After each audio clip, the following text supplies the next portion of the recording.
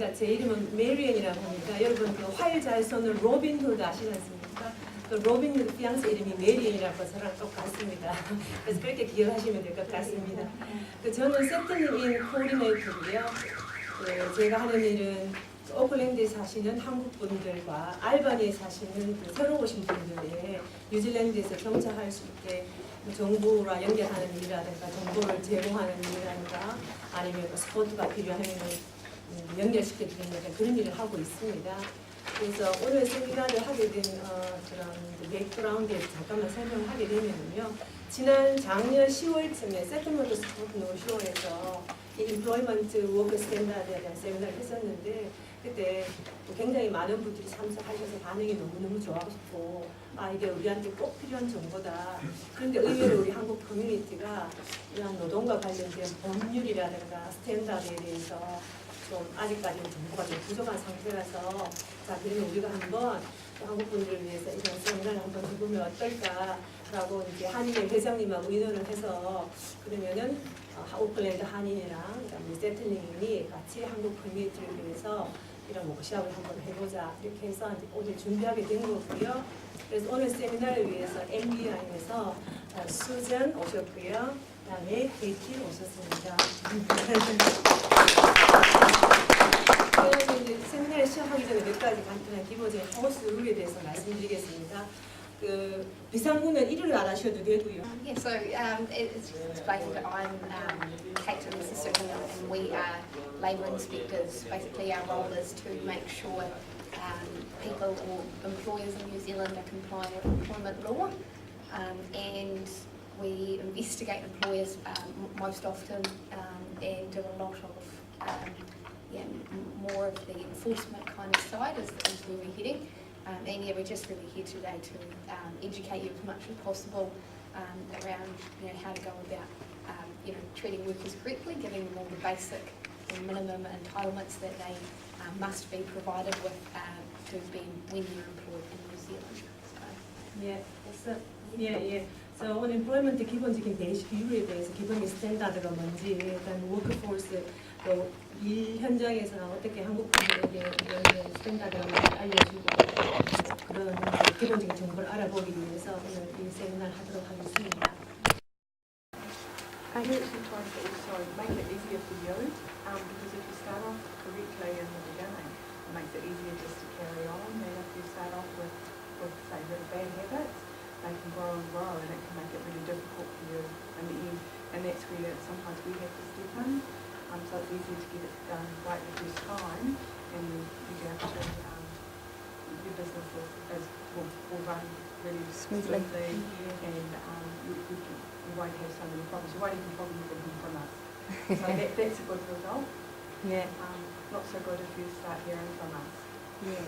어떤 잘못된 전달된 정보가 또 이제 어떤 비즈니스 어떤 트러블이라든가 또 인플로이 사이에서 문제가 있을 수가 있으니까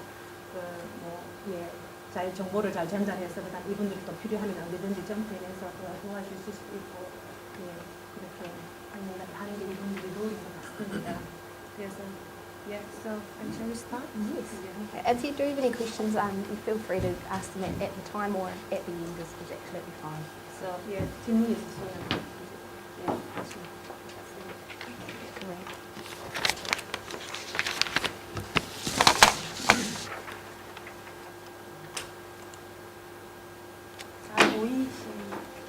불을 꺼야 될까요? 아니면 놔둬도 될까요? 안 꺼도 될 것 같죠? 위에만 끄고 앞에만 끄고 그럴까요? The Employment Relations Act 2000. Cool, thank you. Defines the Employment Relations Act 2000 defines who an employee is, and anyone who has agreed to be employed under a contract of service to work for some form of payment, so wages or salary, piece workers, commission, anyone who basically is employed under a contract of service to receive some sort of reward.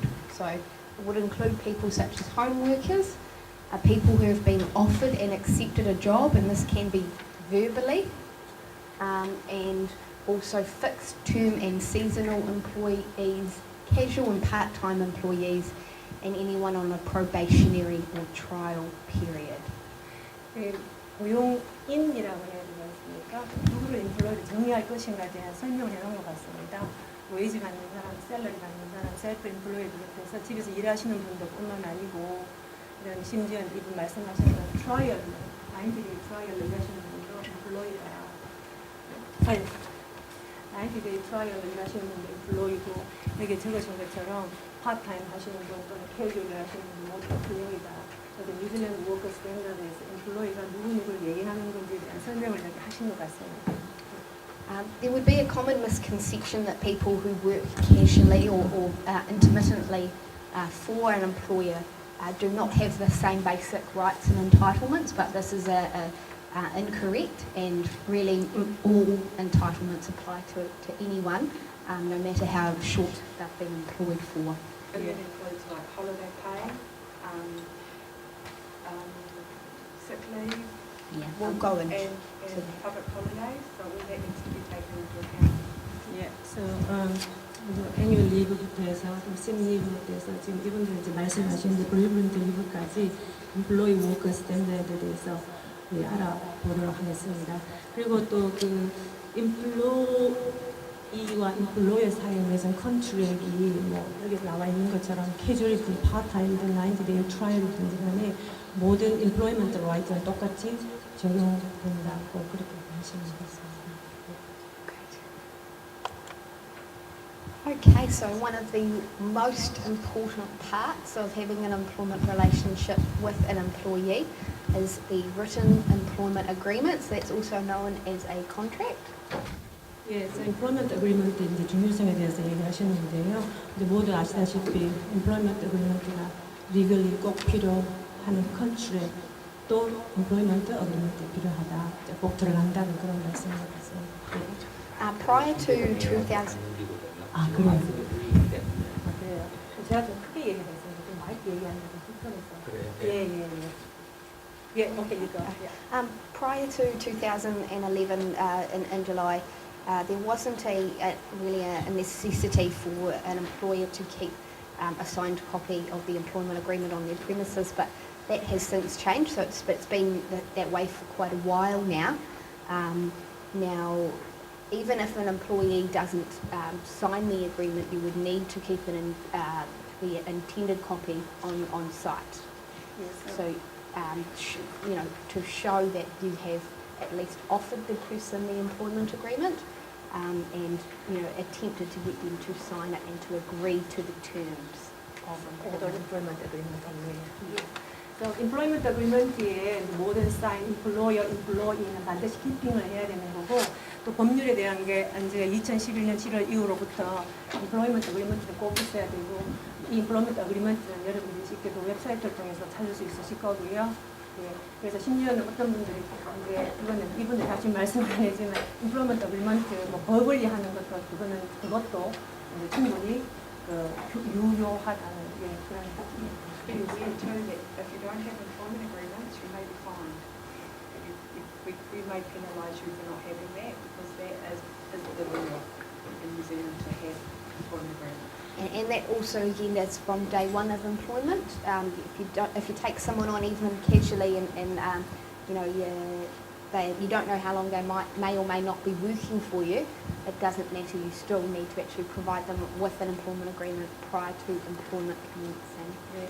And that even goes, if you're having someone on a trial, you better to get that in writing as well and get them to sign something for that. For the simple reason is that we'll look at it, they'll come and complain to us that they did a trial and they weren't paid. And then we'll come to you for the money. 네. So if you have a signed agreement that it is a trial and they realise that it's only a trial for, like a couple of hours or something like that, then that's okay.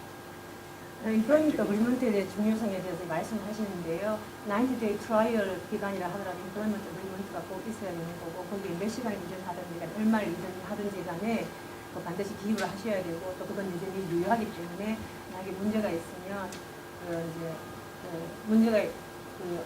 employment agreement의 중요성에 대해서 꼭 기입을 해야 되고 반드시 이제 내가 그걸 받을 수 일한 만큼의 페이를 내가 받을 수 있다. employment agreement의 중요성에 대해서 이렇게 말씀하고 You 계십니다. can also protect yourself by having the 90-day trial in there, because the 90-day trial, you've got to have it in writing.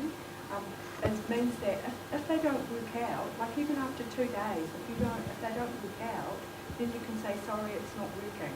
And you don't even have to give them a reason why you're dismissing them. That's only when you've got the 90-day trial. If you don't have the 90-day trial, then you can't do that. That 90-day trial can protect you as well. So that's something well worthwhile putting in your employment agreements. We can go into that further as it comes along. 예. 90day 트라이얼이 하더라도 2day, 3day 일을 하더라도 반드시 그걸 적어야 되는 거고, 그 다음에 이제 문제가 생길 수는 있지만 그 90day trials even the trainers have to sign on there. So absolutely, and that needs to be prior to the employment commencing as well. So Yeah. you couldn't actually put someone on a 90-day trial period Yeah. after they've worked for you even for a day. Yeah. 그래서 employer도 90day 트라이얼을 하더라도 90day 트라이얼이 뭔지에 대해서는 아마 조금 이따가 이야기가 설명이 나올 것 같습니다. Probably going to mention about what is a 90day trial. Absolutely. 예, 조금 이따가 90day 트라이얼에 대한 이야기가 자꾸 나오는데 그 부분에 대해서는 따로 설명을 아마 하실 것 같습니다. 90day 트라이얼을 하더라도 employer도 반드시 commencing 하기 위해서는 꼭 있어야 되고 사인을 해야 되고 며칠을 일하고 몇 시간을 일하는 다음에 반드시 employment right가 생긴다. 그만큼 employment agreement의 중요성에 대해서 다 강조를 하시는 것 같습니다. Great. So 예, 이거. thank you. 예. So there are the minimum things that. Could you please just speak out? Sure. Thank you. There are certain things that must be in written employment agreements, okay? They are listed here. So obviously the employer's name and the employee's name, the people that are party to the agreement. Often it is the limited liability name of the company, if you're working for a company, and then the employee. There needs to be a job description in the employment agreement that details the work that needs to be performed. employment agreement에 들어가야 되는 반드시 내용, employee 이름, 잡, 어떤 일을, 어떤 롤, 어떤 일을 한다는 거 디테일이 좀 들어가야 된다. 반드시 들어가야 된다. 그래서 employment agreement에 들어가야 될 내용들이 무엇이다. 이름, employee 이름, 회사 이름, 하는 롤, 내가 해야 되는 일, 이 조합에서 그런 부분이 반드시 들어가야 된다. There must be an indication of the location as to where the employee will be working. Yeah. Okay, so they could be in multiple locations. That needs to be listed. 그리고 또 employment agreement에 반드시 들어가야 되는 부분이 내가 어디에서 일하는 장소가 들어가야 되고, 그런 일하는 장소가 한 장소일 수도 있고, 그다음에 여러 가지 장소일 수도 있으니까 만약에 멀티플로 일을 하게 되면 반드시 그 기입이 되어야 된다. 두 군데에서 세 군데에서 일을 하든지 간에. 예, 통역하시는 분이 오셨네요. 학원 머리질을 더 Okay. So the other things that must be in the employment agreement is an indication of the hours that the employee is to perform. So, it doesn't have to be completely specific, because you may have a roster or something like that, that your employee goes to every week, but there certainly must be an indication. 고용 계약서에 그러니까 주당 이제 몇 시간 일하게 되는 건지 그거를 고용 계약서에 반드시 이제 기재가 돼야 된다라고 말씀을 하거든요. 그래서 예를 들면 또 이렇게 로스트라고 해서 본인이 그 지정한 시간 외에 다시 뭐 이렇게 또 추가로 일할 그런 경우도 있지만, 대체적으로는 이제 주당 몇 시간 일하는지 반드시 고용 계약서에 이제 기재하도록. 예. Okay.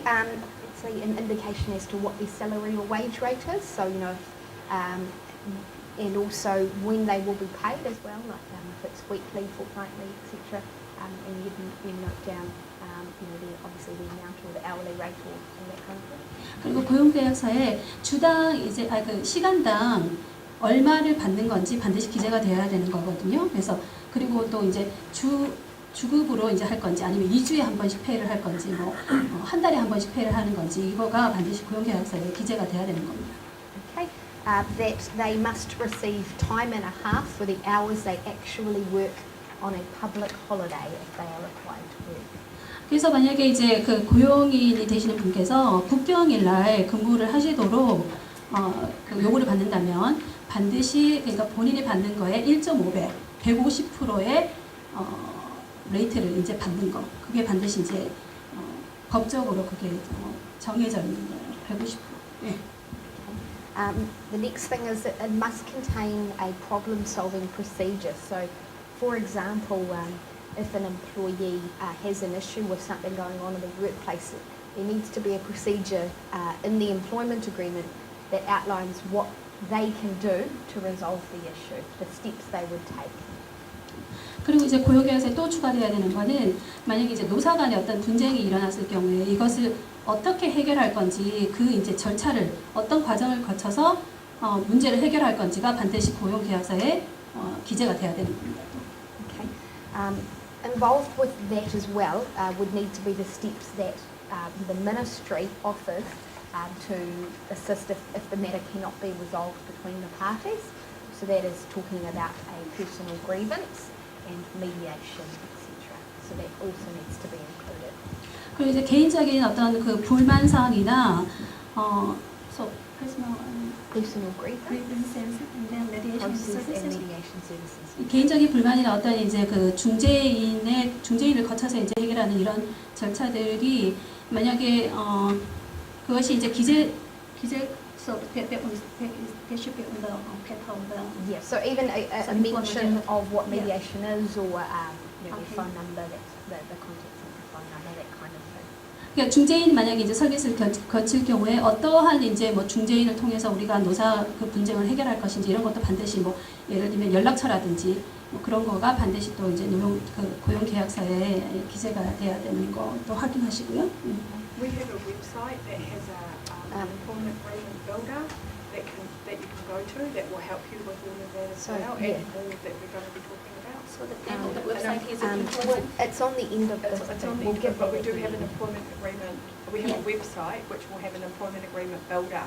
So you just fill in the details, and that will help you with like words, and that will tell you what must be in it, and the optional extras that you can have in it. But that will cover all of that and some of the other stuff that we're going to talk about as Basically, well. it's a free tool to use to make employment. It costs you nothing to do it. 오케이.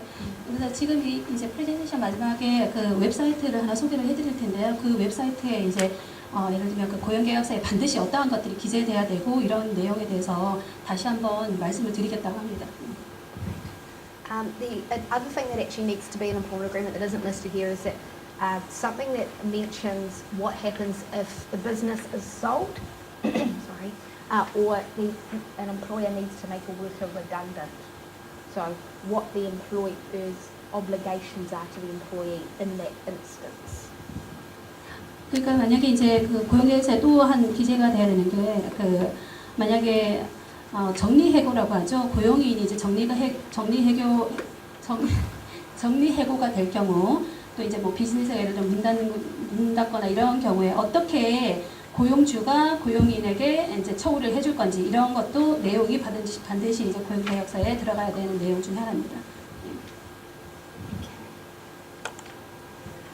Right. In regards to union rights, an employee can choose to join a union in New Zealand if they're, at any stage really. An employee, obviously, it's something that they have the right to decide. Sorry, an employee cannot be discriminated against on basis of union or non-union membership. So you can't, I guess you'd say, bribe them to not join the union or anything like that. Obviously, that not allowed at all. And unions negotiate collective agreements on behalf of the employees with the employer.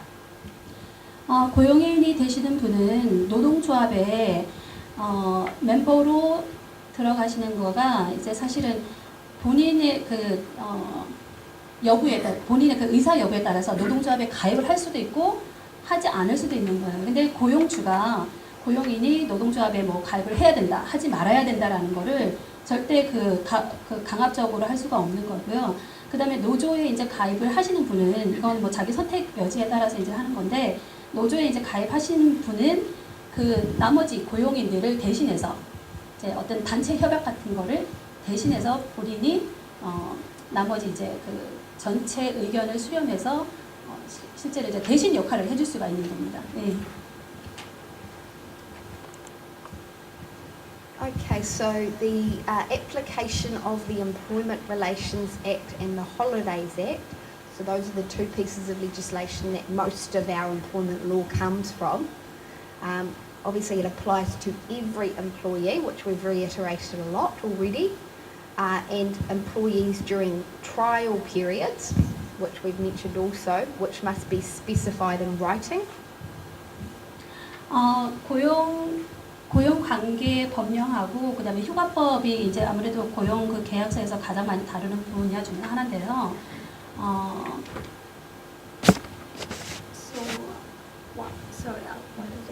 Employees that do. Yeah. So 그 트라이얼 피리어드라고 해서 이제 시험 기간 있죠. 들어가서 이제 쉽게 말해서 연습하는 그 기간, 그 기간도 예를 들면 고용 계약서에 얼마만에 이제 기간 동안 그 연습 기간을 줄 건지 이런 거가 반드시 정확하게 기재가 돼야 되는 거고요. okay, so I'll explain what a trial period is now, just as I'm sure it is. But so basically, it's kind of a condition of an initial employment agreement between an employer and an employee that if during the first 90 days the employer decides that employment is not suited for this person, they can terminate their employment and the employee cannot dispute the termination. 그러니까 트라이얼 이제 피리어드 그 연습 기간이라는 거는 말 그대로 이제 법적으로 90일 동안 연습 그 시험 기간을 해보고요. 만약에 이 고용주가 봤을 때 고용인이 내가 쓰기에 적합하지 않다라고 하면 법적으로 쉽게 말해서 이제 그 해고를 할 수가 있는 거예요. 근데 이 고용인은 그때 90일 안에 만약에 그 시험 기간을 거쳐서 그런 결과가 나왔을 경우에 법적으로 고용주에게 어떻게 그 클레임을 걸 수가 없는 겁니다. They can actually dispute it under two things, and that's racial Discrimination. and So- also sexual harassment. Yeah, so they couldn't dispute the actual termination, like. No, like if somebody didn't work out for, they weren't good at the job or whatever, they can't dispute it under that.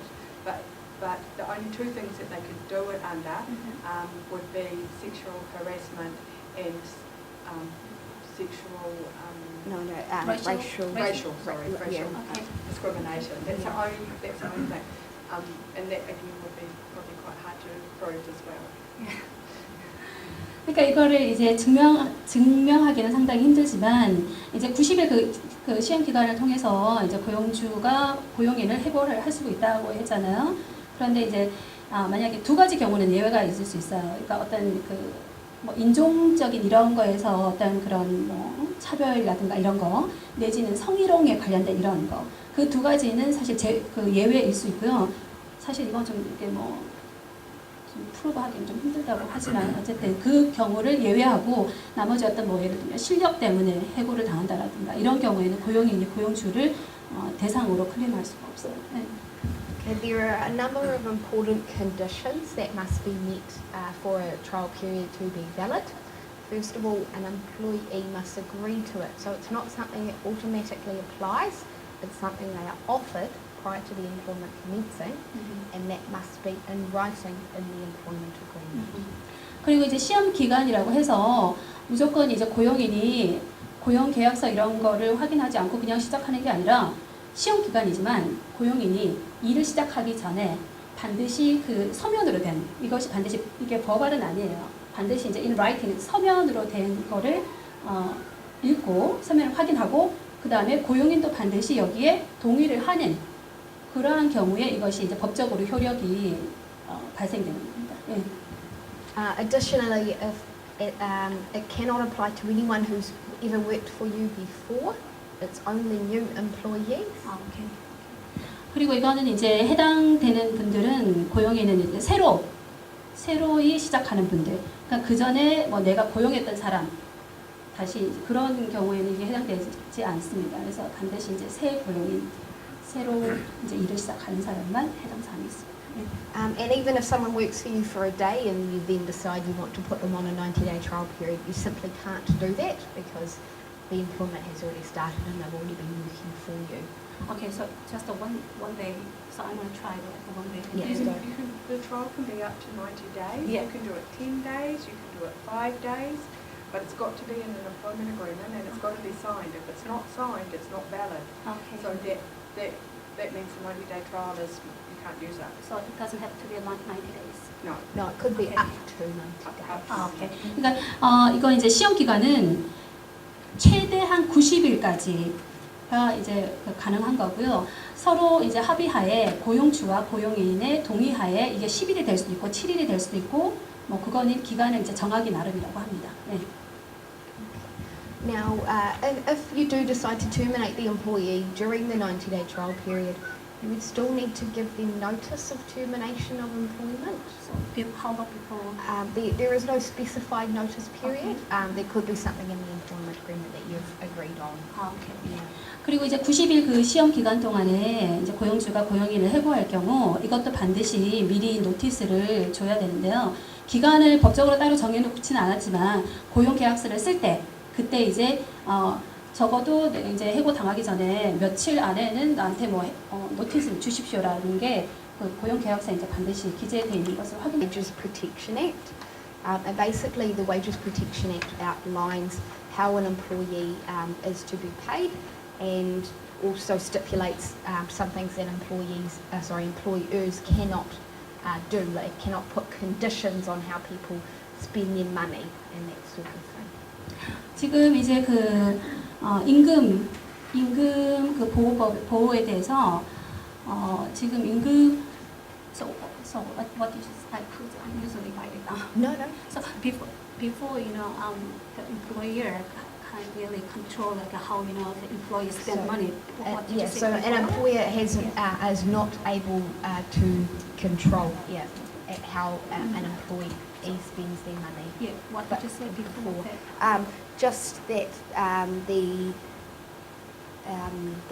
wages paid to an employee must be paid in cash or notes and coins, or as agreed in writing. So initially the Wages Protection Act was an old piece of legislation where most people received cash, but now mainly people get paid through direct credit. And that's absolutely fine, but agreed in writing. 그 이제 임금도 사실 어떠한 형태로 임금을 받을 건지 고용계약서에 이제 기재돼야 되는데요. 이건 보통 이제 현금으로, 그러니까 지폐나 아니면 이제 그 동전 뭐 이런 이제 현금으로 지불하게끔 돼 있고, 요즘에는 근데 뭐 이렇게 사실 은행으로 크레딧으로 이렇게 많이 받기도 하고 하지만 이것이 또 반드시 이제 기재돼야 되는 거를 반드시 확인하시기 바라고, 그 다음에 고용주가 고용인이 이 뭐 페이를 어디에 어떻게 쓰는지에 대한 뭐 컨트롤은 전혀 할 수 없다라는 그런 말씀입니다. 네. Great.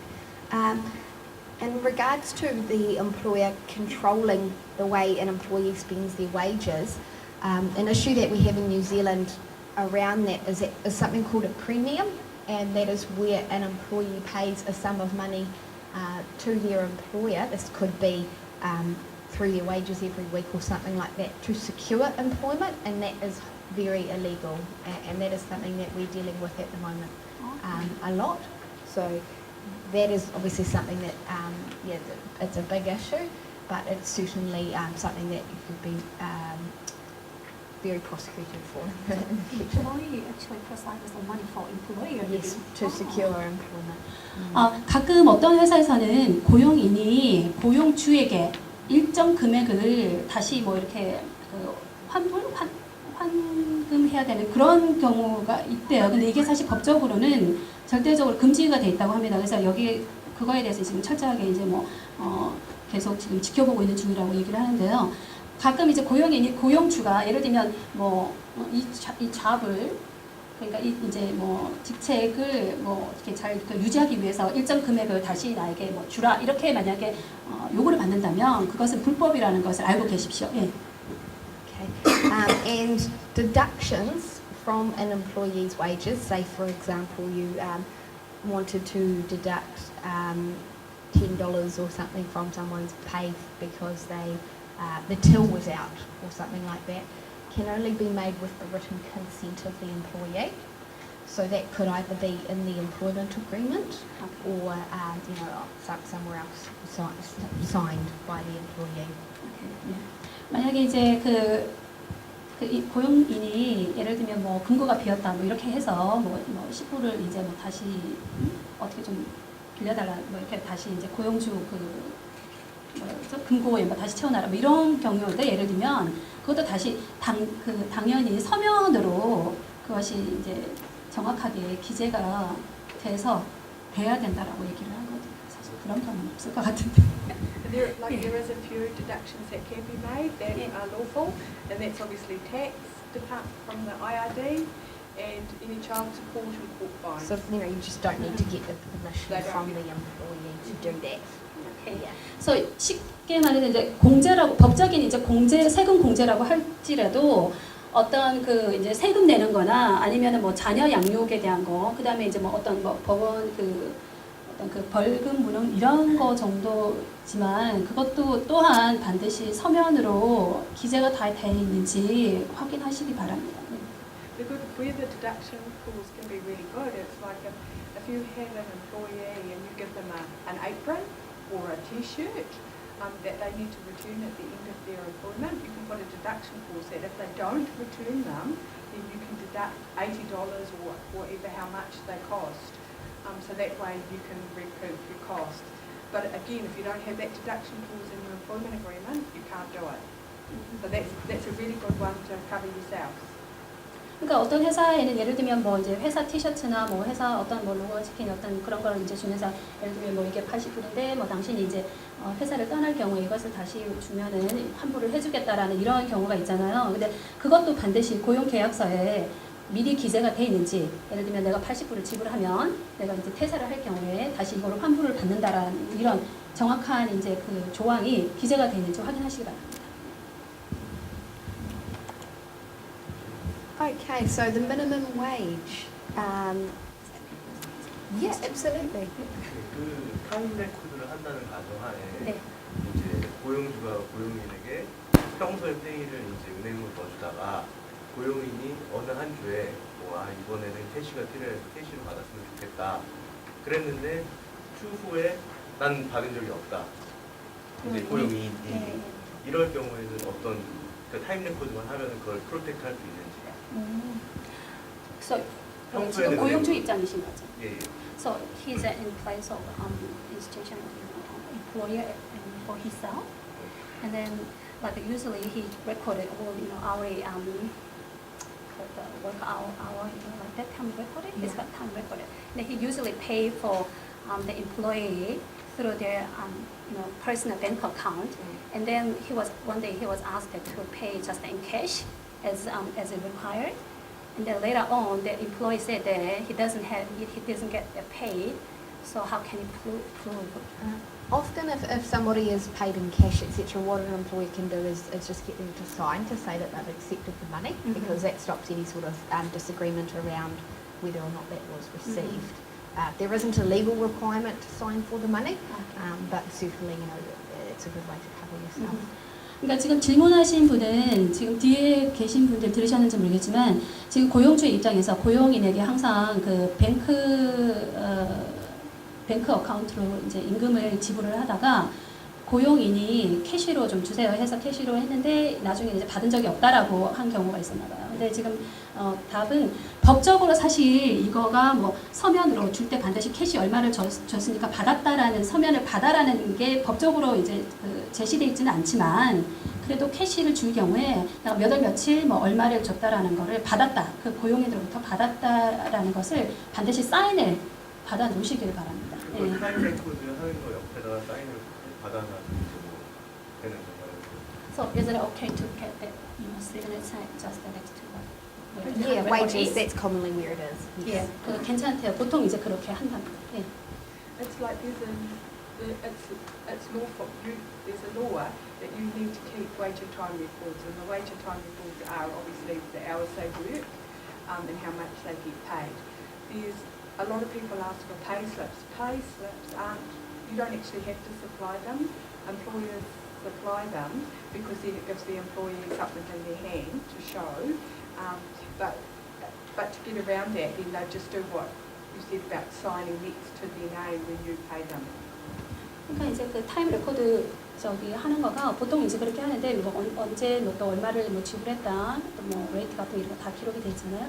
근데 페이슬립을 주는 경우에는 페이슬립 반드시 뭐 이렇게 so not every company use their payslip. No. It's not. They don't have to give payslip. No, 그러니까 이게 it's not 법적으로 very 페이슬립을 써라 이렇게 이제 규정이 되어 있지는 않지만 규정이 되어 있지 않고 많은 그 모든 회사가 다 그렇게 쓰는 건 아니라고 합니다. 그래서 타임 레코드 옆에 이제 뭐 지불한 거에 대해서 그 자세한 기록들 이렇게 기록하셔도 된다라고 얘기를 해요. 보통 그렇게 하시나 봐요. 네.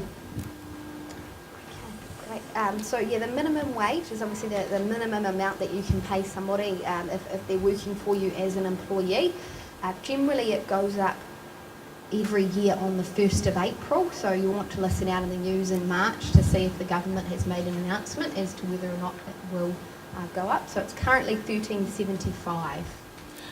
지금 임금 인상에 대해서는 매년마다 4월 1일 날 발표가 된다라고 하거든요. 그래서 그 4월이 되기 전에 3월에 혹시 뭐 또 올해 임금 인상이 있는지 이런 거를 또 한번 확인하시기 바라고요. 지금 최저 임금은 시간당 13불 75센트라고 합니다. Okay. There are a couple of other rates. Well, it's the same rate, but you can actually pay people. Well, first of all, there's an $11 an hour rate, but that only applies to two sorts of people. The first one is 16 and 17-year-olds who have not been employed before at the age of 16 and 17.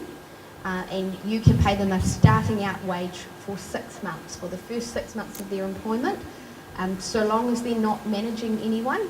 Okay, they're just a regular worker. You can pay them $11 an hour for the first 6 months of their employment with you. 법적 지급 최저 임금의 예외의 경우에는 지금 두 가지가 있는데요. 나이가 이제 16세, 17세인 고용인이 그 전에 고용된 적이 없는 사람인 경우, 이런 경우, 그 다음에 이제 그 일하는 고용인이 다른 사람을 누가 매니지하거나 이런 경우가 아니고요. 보통 이제 그냥 레귤러 워커로 일하시는 분들, 이런 분들은 처음 6개월 동안은 시작을 11불로 시간당 11불로 할 수 있다고 합니다. 네. Okay. Again, the starting out wage will be reviewed before the 1st of April and could possibly go up on the 1st of April. 그리고 지금 이제 시간당 11불로 되었지만 이것도 임금 인상이 되는 경우에 인상이 될 수 있기 때문에 임금 인상이 되는 4월 전에 3월에 반드시 이것도 재확인을 하시면 좋겠습니다. Okay. The other one. 방금 말씀하신 거는 16세, 17세만 되는 거예요? Is it just related to the age of 16, both 16 and 17? Yes. 예, 그러니까 16세, 17세. 네. It replaces the old youth rates. Basically, there was youth rates that used to be specified a specific amount for them to be paid, but it's now called the starting out wage. 네. Yeah. 그러니까 이제 그 나이 때보다 더 어린 경우는 유스 레이트라고 해서 따로 있는데 지금은 이제 16세, 17세 이제 처음 시작하는 6개월 동안은 시간당 11불로 규정이 되어 있어요. Okay. The other one, which is also very important for any employer to understand, is there is a wage called the training wage, which is also $11 an hour, but it only applies to employees doing industry recognised training to get some sort of qualification. So it could be an apprenticeship, that sort of thing. It does not apply to someone who's just started working and they're training because they're learning the job. That's not, it has to be industry recognised training. So where that industry recognized, they have that kind of like a certificate there? Yes. Okay. Yeah. So they're working towards to receiving some sort of certificate or have it being qualified in a trade, hairdressing, chefing, those sorts of things. It must be recognised by, exactly. 지금 이제 예를 들어 이제 트레이닝 기간은 지금 이 비즈니스 혁신 이제 고용부에서 지정해 놓은 어떤 산업 단체 기간 있죠. 산업 단체 반드시 지정된 기관에서 연습을 하는 기간이 동안만 지금 이 11 hours 그러니까 시간당 11불로 지정된 거를 받으시는 게 이제 법적으로 이렇게 규정이 되어 있는데요. 그 기간 아무나 이제 아무 회사나 그것을 할 수 있는 게 아니라 반드시 이 이제 그 기업 혁신 이 고용부라고 하죠, 그죠? Business Innovation and Employment 이 지금 나오신 이 기관에서 지정한 회사들이 따로 있다고 합니다. 그 기관만이 시험 기간을 그러니까 트레이닝 기간을 이렇게 해줄 수가 있는 거예요. 그래서 반드시 그게 이제 지정된 기간인지 그것을 확인하실 필요가 있을 것 같습니다. Okay, so we're going on to entitlements that employees receive. The first one is annual leave or annual holidays. Okay, and under the Holidays Act, employees are entitled to a minimum of 4 weeks of annual holidays once they have completed 12 months of continuous service for an employer. 지금 이제부터는 고용인이 그 타당하게 그 받을 수 있는 어떤 휴가에 대해서 연차라고 얘기를 하죠. 연차에 대해서 말씀드릴 텐데 1년 이상 일을 하신 분에게 한해서 최소 4주, 1년에 4주 동안은 법적으로 휴가를 받으실 수가 있습니다. Everyone who works, even if they work for a day, is entitled to 8% of their total gross earnings from like day one to like up to a year, well, even after a year. They get the full weeks of holidays, but like if somebody works for you for 6 months, then when they leave, they get the gross earnings times 8% for their holiday pay. So I understand that. So even if you work at one day, then you can get like 8% of your total income, gross income. Even 1 hour. If you work 1 hour, 13.75 on plus 8%. 근데 지금 고용계약서에 이제 그 서면으로 다 지정이 돼서 규정이 돼서 동일을 한해서는 단 하루만 일을 하시더라도 그 임금의 8% 총수입 있죠? 총수입의 8%는 내가 법적으로 받을 수 있는 권한이 있습니다. 고용인이. I once had a client who worked for 2 hours on a trial. No agreement between the employer and the employee, so he had to be paid for 2 hours work plus 8%. 이분이 아신 어떤 이제 경우에는 어떤 사람이 고용인이 단 2시간만 일을 했대요. 근데 고용 계약서도 없었고 아무것도 없이 그냥 이제 그 시험 기간 트라이얼 피리어드로 2시간만 일을 했는데 실질적으로 거기에 임금에 플러스 8% 총수입의 8%를 지불하라고 했던 그런 경우가 있었답니다. Okay.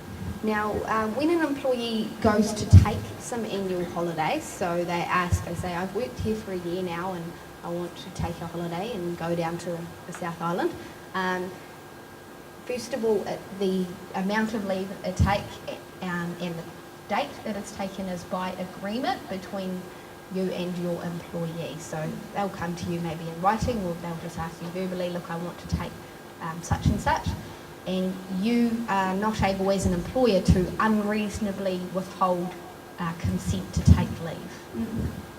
지금 이제 1년 이상 일을 하신 고용인에 한해서는 고용주와 고용인이 서로 동의하는 내가 예를 들면 남섬에 지금 이제 여행을 갈 예정이다 이렇게 만약에 했을 경우에 이제 충분히 이제 여행을 떠날 수가 있고요. 그게 이제 서면이든 버발로든 구두로든 어떻게든 이제 가능하다고 합니다. 근데 고용주가 이유 없이 정당한 그 사유 없이 고용인의 휴가를 연차를 지연하는 이런 경우는 당연히 안 된다고 얘기를 합니다. 예. Okay. If you cannot reach an agreement and, for example, somebody's leave balance is getting quite high, maybe they haven't taken leave in quite a while, you are able to give the employee 14 days notice of a requirement to take leave. But first of all, you must have tried to reach an agreement. 그리고 이제 어떤 고용인이 연차를 가지 않아서 많이 쌓인 경우가 있잖아요. 그런 경우에는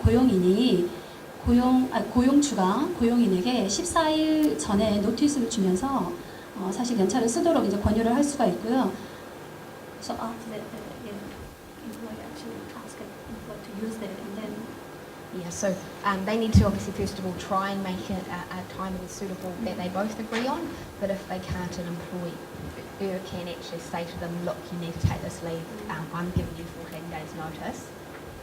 After that 14 days you need to take such and such leave. 그래서 고용주가 말씀드렸다시피 고용주가 고용인에게 14일 전에 노티스를 줘서 연차를 쓰도록 권유를 할 수가 있습니다. In regards to paying somebody for annual holidays, there are two calculations which an employer is required to do. If you have a payroll system, generally they'll do that for you, but if you do it manually, they're not too difficult either. It's just once you get your head around them, it should be quite straightforward, but it's learning how to do them in the first instance, okay? The first one is what we call ordinary weekly pay, and that is simply what the employee earns in an ordinary working week. 지금 휴가 기간 동안에 나가는 급여가 지금 그러니까 이제 평상시에 그 주당 받는 그 금액을 If ordinary weekly pay cannot be determined because the employee works very casually or up and down in hours, the employer goes back from the last pay period 4 weeks. goes back to 4 weeks before the last pay period, and gets the gross earnings for the past 4 weeks, divides that by 4, and that gives the ordinary weekly pay. 만약에 이제 어떤 그러니까 페이를 이제 그 휴가 기간 동안에 받는 페이는 페이롤 시스템을 이용하실 수도 있고, 그다음에 이제 그냥 매뉴얼로 하시는 방법이 있을 수 있는데요. 만약에 이제 어떤 딱 지정된 규정된 시간이 아니라 좀 들쑥날쑥하게 일하시는 분들 있죠. 그런 분들은 일한 기간 지난 4주 동안의 임금을 합해서 그다음에 나누기 4를 한 그 평균 임금이라고 하죠. 주당 평균 임금을 지불해야 되는 거고요. And for what Kate was just saying, if everyone, say if your employee gets $100 a week, Always. yeah. Then you know that the ordinary weekly pay is going to be $100. But like if they do overtime, in 1 week they get 120, 1 week they get 150, 130, and the next week they get 100. That's where you go back the 4 weeks and divide it by 4. 지금 예를 들어서 예를 들어서 지금 설명을 해주셨는데 불규칙하게 임금을 받는 경우에 예를 들면 120불 한 주는 120불 받고 한 주는 130불 받고 뭐 다른 주는 150불 받고 이런 경우에는 지난 4주 동안 받았던 아까 말씀드린 바와 같이 지난 4주 동안의 임금 총수입에서 나누기 4를 한 평균 임금을 지불하시면 됩니다. So that's the first calculation, okay? The second one is called average weekly earnings, okay? And that is simply going back from the last pay period, before the calculation is made, 52 weeks, so 1 year, and calculating the gross earnings of the employee for that past 52 weeks and dividing it by 52. 그다음에 아까 말씀드린 이제 그 방법과 또 다른 하나 방법은 이것은 이제 그 지난 1년 52주죠. 지난 1년 동안의 총 수입을 합해서 나누기 52 한 경우, 이 경우도 있을 수 있습니다. And remember, it's whatever is highest out of the two is what they get paid. So because sometimes there is quite a discrepancy between the average and the ordinary. So you always take the highest one. You must take the highest. 그래서 지금 두 가지 경우를 말씀을 드렸잖아요. 이 두 가지 경우에서 최대 금액이 나온 금액을 고용인이 받을 권리가 있습니다. 최대 금액. Okay, so now we're moving on to the pay-as-you-go holiday pay. So this is where you can pay someone their annual holiday pay as a weekly or hourly amount if they work very intermittently and irregularly, and that means they won't get 4 weeks of holidays after 12 months of employment. 어떤 고용인들은 정규적으로 일을 하지 않고 굉장히 간헐적으로 일하시는 분들 있죠. 어쩌다가 한 번씩 일하시는 분들은 1년이 지나서도 4주의 그 휴가를 받지 못하는 경우가 있지 않습니까? 이런 경우에는 지금 그런 경우에 지금 드리는 금액을 지금 설명을 해드릴까요? And that could be when you have someone who comes and works for you when your other employees are sick, or you're sick, or you're going away. It's not a regular pattern of work, No. so that's when you can pay as you go. It must be someone who works genuinely intermittently and irregular hours. So Yes. it's not someone, they may not have a specific day that they work every week, but they do actually come in every week. That wouldn't count. You know, it needs to be someone who, you call up, as she said, when someone was sick or, to cover that kind of thing. 정규적으로 일하는 고용인인 경우에는 해당되지가 않고요. 말 그대로 어떤 이제 고용인이 예를 들어 병가를 갔을 경우에나 어떤 사고가 나서 내가 대신 가서 일을 해주는 이런 경우에 정말 말 그대로 간헐적으로 가서 일을 해주는 경우만 이 경우에 해당이 된다고 합니다. What happens is if you do actually pay somebody in this way, their holiday pay on top of their weekly wages, and you do that incorrectly when they're not casual and work intermittently, you can actually be made to pay the money again. That's basically a kind of a penalty in a way for an employer. So it's something that, to be on the safe side, if someone may really is borderline, we would probably say, sorry, not to pay them this way, and to give them the opportunity to earn leave, holidays. So you don't, what does that mean? I didn't know. You actually pay. So, yeah. for example, someone could come to the ministry and say, look, I was being paid holiday pay and I shouldn't have been, because I was actually working every week and every day. Because you're not allowed to do that, an employer can actually be required to pay the amount again in holiday pay that they've already paid. So if you think, someone is kind of casual but they're kind of not, or that kind of thing, we would advise that you actually gave them the ability to earn holidays instead of paying them that way to prevent anything like that from happening. And So whether I'll go into that a bit. There is a set thing that has to happen to be able to pay that. But if you just say that, then we'll... 그러니까 이제 정규적으로 일하는 정규직의 고용인들은 당연히 4주 동안의 휴가를 받고 휴가 페이를 받을 권리가 있는 건데, 좀 전에 말씀드린 바와 같이 간헐적으로 일하는 경우에 휴가를 대신한 그러니까 휴가 페이를 내가 이제 고용주가 고용인에게 줄 수 있지 않습니까? 그런데 만약에 내가 간헐적으로 일하는 고용인이 아니고 정규적으로 일하는 경우인데 고용주가 당신이 이제 그 휴가 갈 거에 대해서 휴가비를 미리 준다라고 이렇게 하는 경우에는 고용인이 이거를 사실 아니라고 요구를 할 수가 있는 거예요. 여기서 무슨 얘기세요? 안 받겠다라고 얘기를 할 수 있다는 얘기예요. 거부할 수 있다는 얘기예요. 거부하는 게 아니라 만약에 그런 경우에는 고용주가 고용인에게 다시 휴가비를 나중에 휴가일과 휴가비를 다시 이제 그 고용인에게 줘야 되는 거예요. So when 이해 안 가는데요. So would you be able to just explain in a little bit easier way? Okay. Basically, what happens is when you pay as you go, like we said, that it's so intermittent. Like it could be someone who covers when they're sick, okay, that they'll come in and work. Now, it's good to have that, and they need to have an employment agreement as well, because remember the employment agreement actually protects you as well, it protects both parties, and then that's when you would pay the 8% on top of what, like say if they came in and you said, I'm going to pay $50 for an hour's work, they get $50 plus the 8%. But when you do pay as you go, you must remember that when you do that, you show the two amounts separately. So in your pay columns, you would have $50 and then holiday pay 8%, and 8% of $50. So it's got to be shown separately in your pay slip or on your pay records, because that's part of the requirement. If you don't do that, the employee is going to come back and say, well, no, you never paid me holiday pay. And the labour inspector will look at it and say, well, no, I can't see that you paid them holiday pay, so then you'll have to pay again. So employer actually have to pay employee again for the holiday In some pay. instances, Only in if some they've cases, paid it if incorrectly. it's not been paid correctly. Yeah. And that's why Because there are a few requirements around the pay as you go. The first one is here, it must be for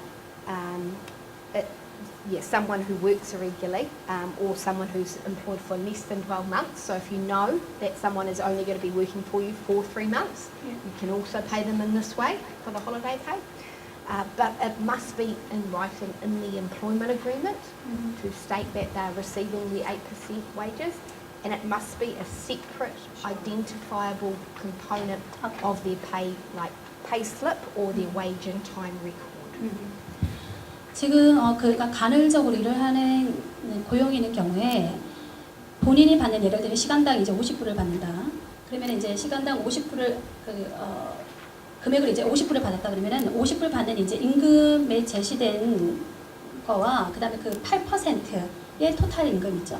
8%가 반드시 따로 제시가 돼야 되는 거거든요. 그래서 이게 같이 다 해서 이게 할리데이 페이가 같이 해서 뭉뚱그려서 이제 나타나는 게 아니라 반드시 이제 분리를 해야 된다라고 얘기를 하고 그 다음에 예를 들면 뭐 1년 이하로 뭐 3, 4개월 이렇게 일한 경우에도 뭐라고 그러죠? So less than 1 year. Yeah. So if you know that they're on a fixed term agreement that is going to finish before 12 months, then they can also pay the employee the 8% in this way. 1년이 채 되지 않아서 3, 4개월 예를 들어 이제 뭐 일을 하고 그만두는 경우에도 반드시 8% 토탈 임금의 그러니까 그로스 인컴의 8%를 지불하는 게 본 임금과 따로 명시가 되어야 됩니다. 예.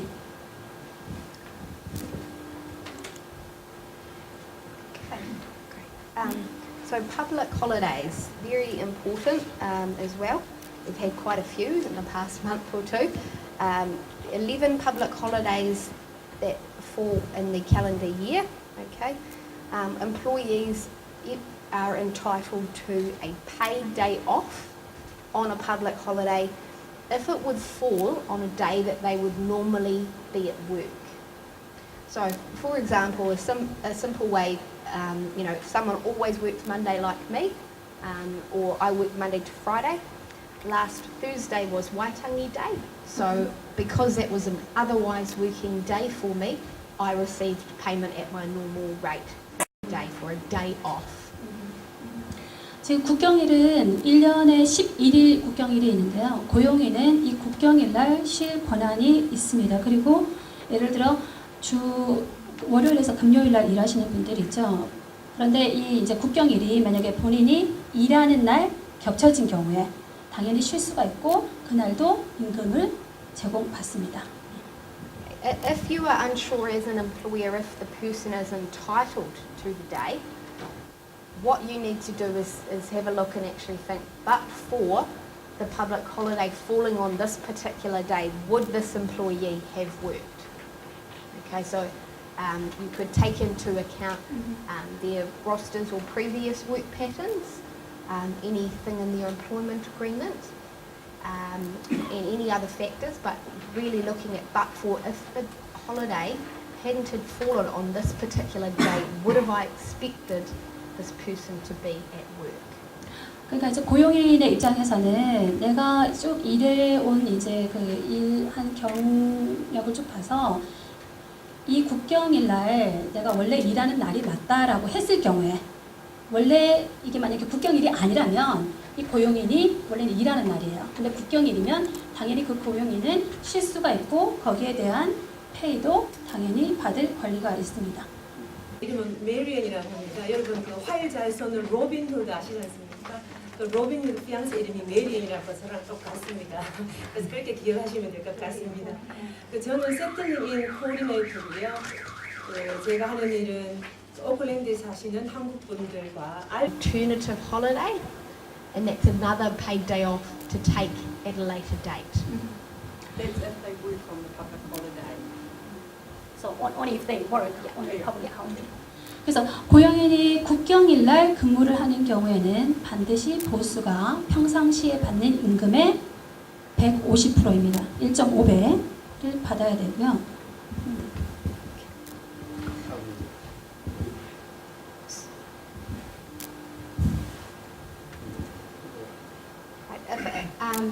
If they do not work on the day, so this is referring to my February 7th example, the amount you would pay them would be just relevant daily pay if you could determine that. So, I always work 8 hours, so that's what I received. If you cannot determine what they would have been paid because they work different hours on different days, etc., there's a calculation called average daily rate. Okay, a little more complicated. You would be required to go back and calculate all of the days that the employee had done and worked or been on sick leave or annual leave in the past year, okay, and divide that by the gross earnings from the past year. So divided by 52.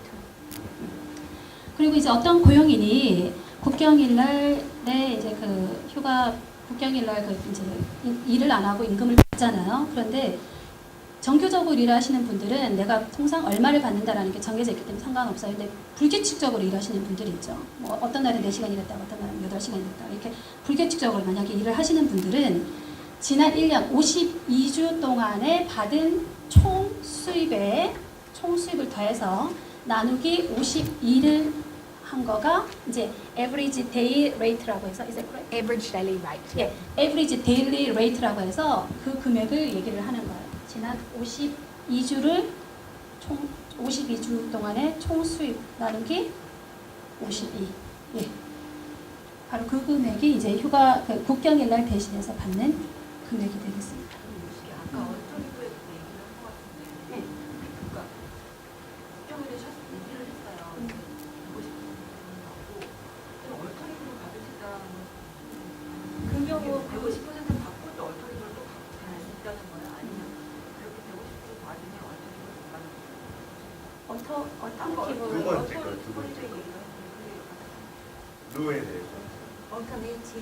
Alternative holiday. Like for she's wondering, she worked actually on public holiday and she got paid time and a half that she normally receive. Yeah. And then what about the alternative holiday? Can she still receive another alternative So holiday? that's a day to take off at a later date when you agree to take off a day with the employer. So it could be 2 weeks later, it could be a year later. So just verbally And with the employer. That is But you still get paid. Yeah. When you take that day off, That's another day of pay. 나중에 so it doesn't have to be in writing, just verbally. Okay. 이게 뭐 이제 서면상으로 하지는 않아도 되지만 그냥 구두상으로 고용주와 얘기를 해서 내가 뭐 2주 후에 받겠다 아니면 뭐 얼마 후에 받겠다 이 국경일날 그죠 일을 한 거에 대해서 휴가 얼터너티브 홀리데이를 받겠다라고 말씀하실 수가 있고 이제 그때 휴가를 받더라도 그날 이제 임금은 당연히 받으실 수 있는 권한이 있는 거야. as an employer, you should be making sure that if your employees work on a public holiday, keep track of what alternative days that they're entitled to. So you must do that as well, and that'll be covered in record keeping. Yeah. But yeah, that definitely needs to be written down that they have, what the balance of alternative holidays is. 그 고용주가 되시는 분은 국경일날 만약에 고용인에게 일을 하도록 요구를 했을 경우에 언제 대체 휴가를 갈 수 있는지에 대해서 반드시 알아두시고 그러니까 노티스를 해주시는 게 좋을 것 같습니다. 고용인에게 반드시. 이해되세요? 대체? What if the employee doesn't want to take a holiday, even though we asked him in 14 days? So it's a matter of actually you giving them notice. So it's something they must do. Okay. If they don't agree with a task that you're requiring them to do, that would probably be a disciplinary matter. And generally an employer will have their own policy to how they deal with those sorts of things, written warnings and that kind of stuff. That's where your employment agreement is really good too, because then you can have, like Kate was saying, those disciplinary actions, you have them in the employment agreement. Because, like I keep saying, your employment agreement is what protects you, and it also protects your employee, but it means that everyone knows what's going on, and there's no sort of surprises, and you can say, well, I said that you needed to take your holidays in this particular time, and you haven't, so you're in breach of your contract or whatever. But the 14 days advance notice is actually in the Holidays Act, and the Holidays Act says that the employer can actually give 14 days advance notice. Now, we also mentioned about the employee taking holidays, that, like they want to take holidays and, you must reasonably give them to them. But say like if it's over Christmas, just before Christmas and it's your busy time of the year, then you can actually say, well, actually, no, that's not suitable. But like if it's like really quiet or it's just the normal part of the thing and you say no, then the employee will get upset and possibly take you to mediation or the Employment Relations Authority. So during the Christmas day, what? Well, that's up to you. I mean, Christmas is a very busy period for some people, so only a couple of employees may be able to take holidays over that time, and then other ones will need to take it, throughout different parts of the year. But that's really up for an employer to decide. Yeah.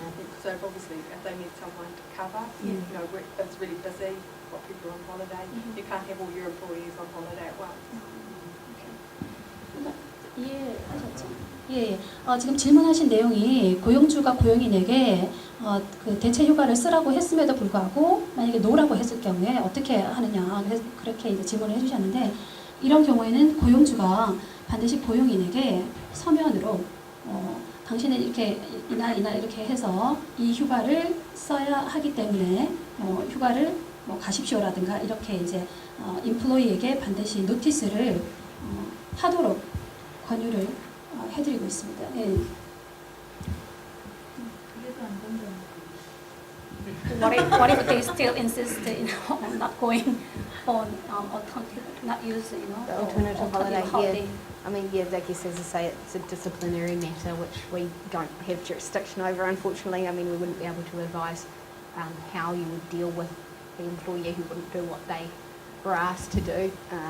But we do have our contact centre, which is on the last slide. We do have that. So if you've got any questions about anything that we've said and you think about them afterwards, give them a call, because they're very knowledgeable people, and they will be able to help you with that information as well, or even how to find stuff on our website and things like that. 이제 그런 경우에 이 고용부에서 사실 어떻게 법적으로 제재를 가하거나 이럴 수는 없는데, 사실 이제 나중에 보면은 어떤 연락처를 하나 이제 알려드릴 거예요. 그러면 이제 노사 간에 어떤 분쟁이나 이렇게 문제가 있을 경우에 전화를 하셔서 이러이러한 경우가 있는데 내가 어떻게 했으면 좋겠냐라고 언제든지 문의를 주십시오. 굉장히 자세하게 알려드릴 거예요. 네. Okay, so sick leave, minimum of 5 days, so you could give more if you're a generous employer, is provided to an employee after they've worked for you for 6 months. So there's no entitlement to sick leave when they first begin. They must first work for you for 6 months before they get 5 days. 지금 이제 병가에 대해서 말씀을 드리는데요. 병가는 6개월 이상 일을 한 경우에 최소 5일 동안 병가를 받으실 수 있습니다. An employee can use sick leave for themselves if they are sick, or for someone that depends on them for care. So it could be a grandparent, it could be a child, etc. 병가는 본인이 아플 때 쓸 수도 있고요. 그 다음에 본인이 부양하는 가족들 있죠. 예를 들면 할아버지 할머니가 됐던 아이들이 됐던 이런 경우에도 병가를 쓰실 수 있습니다. Okay. If an employee doesn't use their sick leave or their yearly allowance, it can be accumulated, or it must be accumulated to a maximum of 20 days. 만약에 이제 병가를 쓰지 않는 경우 있죠. 그 경우에는 반드시 이게 없어지는 게 아니라 최대 20일까지 축적이 되도록 규정이 되어 있습니다. But then some employers will actually let it go past the 20 days. You can if you want. You can just let it keep going for their employment if you want to, but that's the least that they can actually accumulate. So that's at least or up to? At least. At least. So you must let them accumulate up up to to 20 20 if they have it. But anything over that, that's fine too. 고용주는 고용인이 병가를 쓰지 않는 경우에 고용인의 권한으로 최소 20일까지, 그러니까 더 많은 날을 병가가 더 많은 날 이제 축적이 돼도 상관없다고 해요. 그것을 그냥 허용하도록 할 의무가 있어요. 고용주는. Okay. 아. 20일이 넘어서도 그 수급이 되는 거면 20일이 넘어도 계속 지켜주는 거예요. So what happens after the 20 days accumulation, and then what is it just Then So, they just you mean if they use up all the sick leave, or is it just disappeared or if the employer chooses, that's, as I said, that's the minimum. What we're telling you is the minimum that you can do. You can go above that. That's not. We don't have an issue with that. Okay. That's the minimum that you can do. After 20 days, then basically, until they take some, then they can't really accumulate it. anymore? Yeah. Yeah. so After, if they get up to 20 days, and they, legally they don't have to accumulate anymore. So it wouldn't be until they took some sick leave that the balance will go down, and then they receive their next entitlement. It might go up to 20 again. So it's not disappeared or No. No, they it doesn't still hold the expire 20 those 20 days never expire. never expire. Yeah. It doesn't matter how many years you No. last or something. And the other Okay. thing with sick leave is it doesn't get paid out when the employees leave. If they leave and they've got 20 days, then those days are gone. They don't get any money for it. 지금 이제 고용인이 쓰시지 않는 경우에 사실 최소 20일 해서 뭐 그 이상 계속 축적이 되니까 상관이 없다라고 해요. 그 대신 이제 고용인이 당연히 무급 휴가가 되는 거고요. 이거는 유급이 아니라 그다음에 소멸되는 건 아니고요. 20일 이상 계속 쌓을 수가 있답니다. 그 대신 이제 법적으로는 사실 여기에 이제 규정되어 있는 거는 뭐 최소 뭐 20일 이렇게 이제 규정이 돼 있지만 그 이상 뭐 50일이 되든 전혀 상관이 없는 거고 소멸되는 건 아니고요. 언제든지 그 고용인이 원했을 경우에 필요할 경우에는 그 축적된 병가를 쓰실 수가 있는 거고 무급 휴가가 되겠습니다. 무급. 네, 노페이. 통역이 잘못됐는데 지금 밑에 보시면은 네. 페이가 돼야 된다고 써 있고요. 20일까지가 회사를 싱링리브가 맞죠? 남아 있는데 네. 회사를 그만뒀을 경우에 그 남아 있는 그 날짜 수는 페이를 안 해도 된다 이렇게 말씀하셨어요. 아니 지금 그 말씀 안 하셨는데. 여기서 하실 거죠 지금? No, he's asking like up to 20 days it's not paid. 그만뒀을 경우에. So if employee like leave the company, then It doesn't get paid out to them if they leave. 페이를 받지 않는다. 그러니까 그만뒀을 경우에는 남아 있는 그 싱리브에 대해서는 페이를 받지 않는데 네. 평상시에 사용을 했을 경우에는 페이를 받는다고 이렇게 써 있어요. So like in use days, employees still working for their company, and then if they use that sick leave, do they get still paid? Yep. So say if you have you get your 5 days after you work for 6 months, and then you have a week off because you get really sick, and you have no more leave left. It would be unpaid leave. So you would need to talk to your employer. You wouldn't have to give them any more leave than the 5 days that they get each year. But when they got to their next entitlement date, they would get another 5 days. Okay, but we didn't find.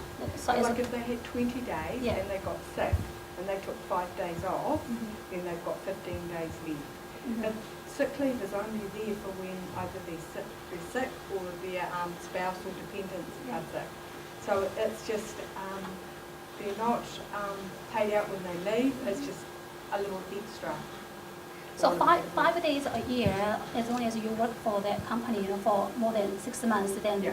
you're entitled to have the 5 days sick leave Yes. with the payment, Yes. So, with yeah. payment. So But yes. after that, it's not going Yeah, to if be you paid. run out and before Yeah. your next entitlement, they don't have to pay you because you don't have any left. 예. 죄송합니다. 지금 그러니까 6개월 고용인이 6개월 이상 일을 한 경우에는 5일 받을 수가 있잖아요. 최소 5일.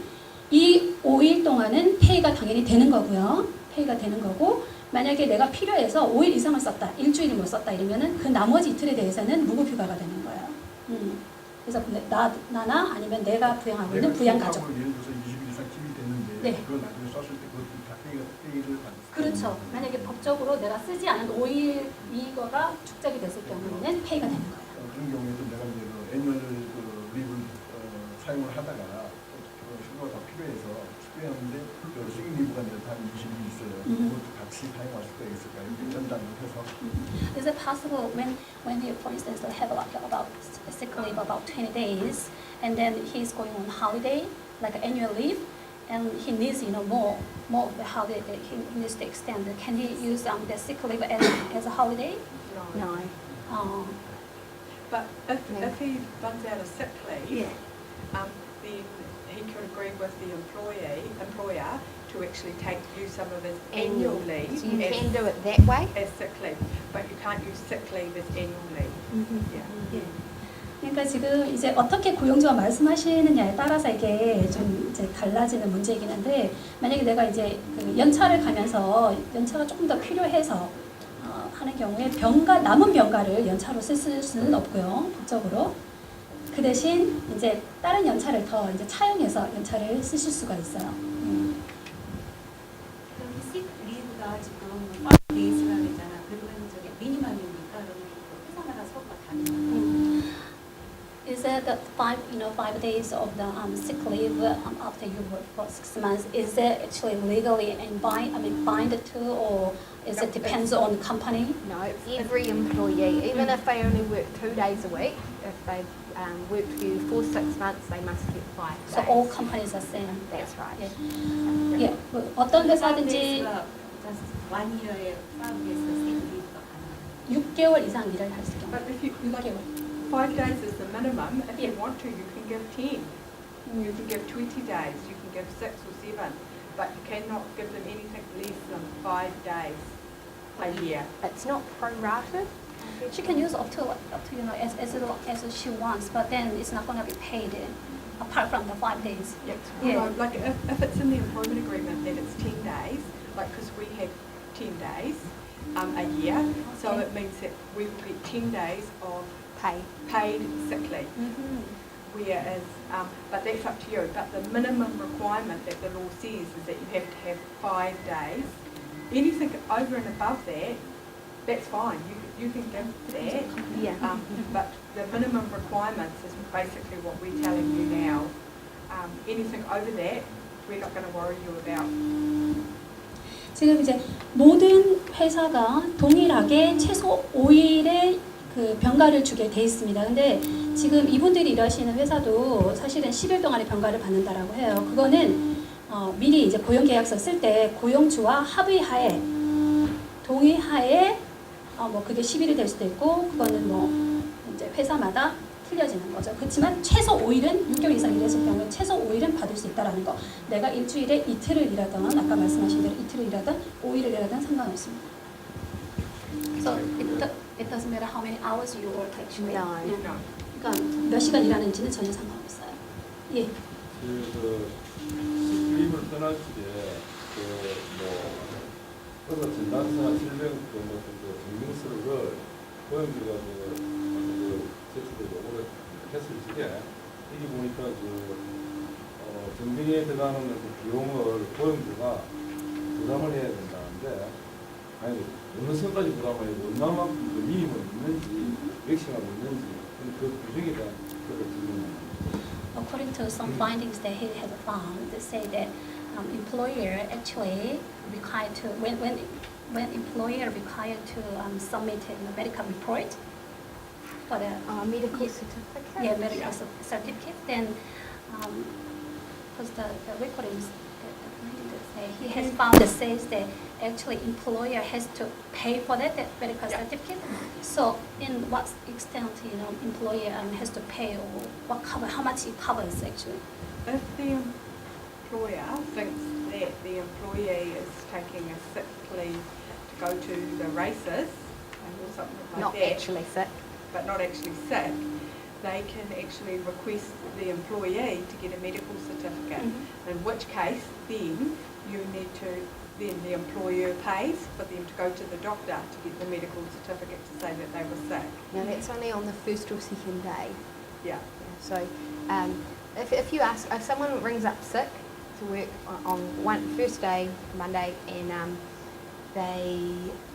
and you require them to get a medical certificate straight away for that day, you as the employer will need to reimburse the cost of them getting that medical certificate, obtaining that. Now there is no specific formula or calculation in law that outlines how that is to be done. It's the reimbursing the reasonable expense. So I don't know, I generally think the doctor's bill, or if the person was so sick that they couldn't get to the doctor on their own, they'd be a taxi, that kind of a thing. But then most of the time, you'll know if your employees, you have a So feeling. you if don't they're always actually have to sick. ask for a medical certificate or anything. You don't have to. Employee doesn't have to.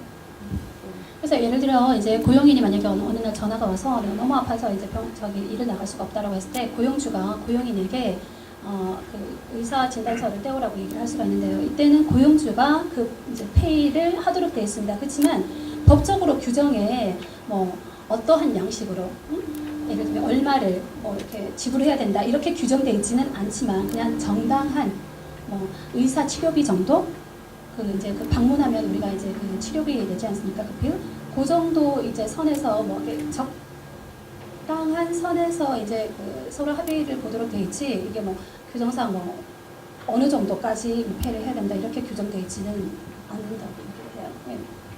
그러면 병원을 안 가고 네. 병원 안 가고 일반 파출소나 이런 데 가서 일반 사소도 먹을 수 있잖아요. 예. 그랬을 때 그런 걸 청구를 해도 만약에 그쪽에서 어느 정도 했을 때 그걸 청구를 해도 어떤 영수 같은 거 청구를 해도 그게 어떻게 하는 건가요? 지금 여기서 말씀하신 건 사실 의사 진단서거든요. 예, medical certificate. So he's just asking, you know, for instance, he doesn't really have to go and see the doctor. You know, sometimes he just need some Panadol tablets, you know, from the pick and save or something. Is it also can be paid by like reimbursed by There's employer? nothing. Nothing. That is not addressed by the Holidays Act at all. 예. So 그러니까 이건 이제 규정에 그런 거는 뭐 지불한다 이런 거는 전혀 돼 있지 않고요. 그런 건 예. 영수도 대체는 할 수는 있는 거죠. 아니 내가 아파서 이렇게 해서 아하. 했다는 거. But the receipt of the, you know, the payment for the medication that he, you know, has taken can be proved as he was actually sick. Do you think it can be proved? Rather, It's like more. a No, it's request more that it medical. needs to be a medical certificate from a recognised medical practitioner. It wouldn't be anything else. It must be a certificate from a 그러니까 practitioner. 어떤 인정기관에서 이게 의사에게 받은 의사 진단서만 예, 증명을 할 수가 있습니다. Okay, sick leave is paid at relevant daily pay or average daily pay, so the same way that you pay somebody for a public holiday or an alternative holiday. 이 지금 시크 리브도 마찬가지로 소리가 좀 꺼야지만 된다고 하네요. 무조건이 너무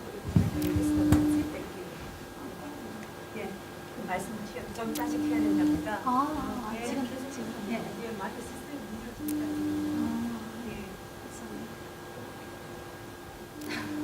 Some technical problem. Oh no, that's fine. So sick leave payment Yeah, the will be payment. like The same way that you pay someone for an unworked public holiday or Yeah. alternative holiday, the average daily pay and the relative. 그러니까 시크 리브의 병가 때 받는 이제 금액도 사실 내가 이제 휴가 가기 전에 그 보통 그 평상시에 일하는 임금 있죠? 임금을 받을 권리가 있어요. 그 임금. 병가 네. 만약에 아프다고 해서 빠졌는데 네. 의사 진단서를 제출을 못했어요. 저는 식리비가 아니라 그냥 결석 전환했다고 할 수 있나요? 그러니까 무급 결석을 처리할 수 있는 거예요. 만약에 그 친구가 의사 진단서를 제출 못하나요? 그런데 그 5일 동안 쓸 수 있는 그 병가는 다 썼나요? 그러면 그 고용이? 있는데 그러니까 일부러 이렇게 안 나오거나 할 수도 있는 거 아니에요? 네. 물론 보장을 받았다지만 회사 입장에서는 나가서 일해줬으면 좋겠는데 식리비 핑계로 못 나왔다는데 만약에 제출해라 했는데 그걸 제출 못했어요. 너는 식리비가 아니라 돈을 안 주고 배사하고 한 걸로 처리하겠다고 얘기할 수 있는 거예요? 사실 법적으로 5일은 주게 되는데 he's just asking. 그게 예. 베이스가 진단서가 있어야 되는 거잖아요. 아니에요. 진단서하고 상관없어요. 그래서 he's wondering, you know, like his employer, and then employee just said that he actually is sick and he can't come for work, but he actually not. It's kind of like just excuse. Then can you just treat, you know, that sick leave as non-payment, you know, like work of absence. He would ask for a medical certificate. That's where you would ask. If you don't think that he's sick, that's when you would ask for a medical certificate, but you would still have to pay the cost. What if the employee is not able to submit their medical certificate? Yeah, if they're not able to submit a medical certificate, then like because they're not actually sick, I mean, then there probably wouldn't be a payment. Yeah. You know, you wouldn't pay them. 페인 안 해도 된단 말이죠. But As a- remember, yeah, it's right. not just, it could be that it could be that their wife or daughter or something else, one of their dependents, mother, is sick and they need to stay home and look after that person. So remember, there's that side of it as well. It's It might be also, that yeah, I guess, but an element of good faith, really, because Yeah. obviously, if it genuinely thinks someone is sick, then there really isn't a need to ask for a medical certificate in most cases. 그러니까 지금 이제 만약에 정말 아파서 병가로 한 게 아니면은 지불할 의무는 없다라고 말은 하지만 이제 조심하셔야 되는 거는 그 경우에는 사실 예를 들면 그 부양 가족들 있잖아요. 부모부터 뭐 내 아내 이제 그 배우자 뭐 자식들이 아파서 이제 내가 간호를 해야 되는 경우도 있기 때문에 사실은 이게 증명하기가 나중에 이게 가더라도 그 증명하기가 상당히 애매해지는 문제가 될 수 있어요. 지금 일단 말씀은 뭐 당연히 이제 메디컬 서티피케이트를 요구를 해라 하고 그다음에 이제 뭐 이게 만약에 정말 아파서가 아니면은 지불할 의무는 없다라고 그리고 그 무급지불부에 대해서 만약에 뭐 사고를 당했는데 회부다 이걸 해야 된다고 하는데 회사 입장에서는 당장 사람이 필요한데 그 사람을 그러니까 이제 어떻게 회복을 할 수가 있는 건지 5일까지는 보장이 된다 하지만 그 기간 동안 또 사람을 고용해야 되고 이 사람이 다시 구하는데 이 사람은 또 자를 수는 없는 거잖아요. 제 이제 What about in the case? 예, 지금 끝내셨어요. 아까 입원 기간이 길어졌을 때 자를 수 회복을 할 수 있는 건지. What about in this case, like some employee have an accident and need to, admit in hospital, like it may take 1 or 2 months, but he needs someone, who continuously work for his company, then legally he can actually dismiss the person or what he can do. Sure. So, in regards to illness and injury, like dismissal, there's no kind of strict, there's nothing set out in the law about what he has to do, but for dismissing someone at any stage, it's really whether or not the employer has followed a fair process. So, in regards to looking at if there are any other options around this person actually returning to work, obviously the use of sick leave, annual leave, any other leave that they may have available, and that sort of thing. But it has the employee followed a fair process to determine whether or not the person needs to be terminated. And that's where they might be able to take somebody on In a casual temporary basis. capacity. Somebody, sorry. Like you might want to take, because the person is sick, Yeah. you could tack on somebody like as Someone on a else. temporary basis, as like we already talked about, for that time. Obviously, if they've got, say, 20 days sick leave, then you'd have to pay the person who's sick for 20 days sick leave, and after that, then they'll leave without pay, basically. And then that's when, if you wanted to, then you could bring in someone on a temporary basis. 지금 이제 법적 규정상 사실 그 고용인 이제 그 다쳐서 병원에 입원해야 되는 고용인에 대해서 정당하게 해고를 할 수 있다 아니다 뭐 이거는 지금 법적으로 어떻게 규정이 되어 있는 건 아니지만 그 고용인이 혹시 그동안 뭐 어떤 병가나 아니면 연차 이런 걸로 이용해서 대체할 수 있는 건지 또 다른 사람을 그 기간 동안에 대체로 이제 고용을 해서 쓸 수 있는지 이런 이제 옵션도 한번 생각을 해보시는 게 좋을 것 같습니다. Okay, so bereavement leave. The entitlement arises after 6 months. So if someone in your immediate family passes away, an employee is entitled to 3 days. Okay, so that would be for your mother, father, grandparent, grandchild, child, or spouse. It is 3 days of paid leave. Yeah, go. 지금 이제 이거는 이제 초상이 생겼을 경우의 휴가인데요. 3일까지 법적으로 3일까지 지금 어떤 상을 당했을 경우 이제 휴가를 받을 수가 있고 조부모님, 부모님, 그다음에 배우자, 자식들, 그다음에 이제 손주들까지 해당 사항이 있습니다. 그러면 네. 내가 파트너가 있잖아요.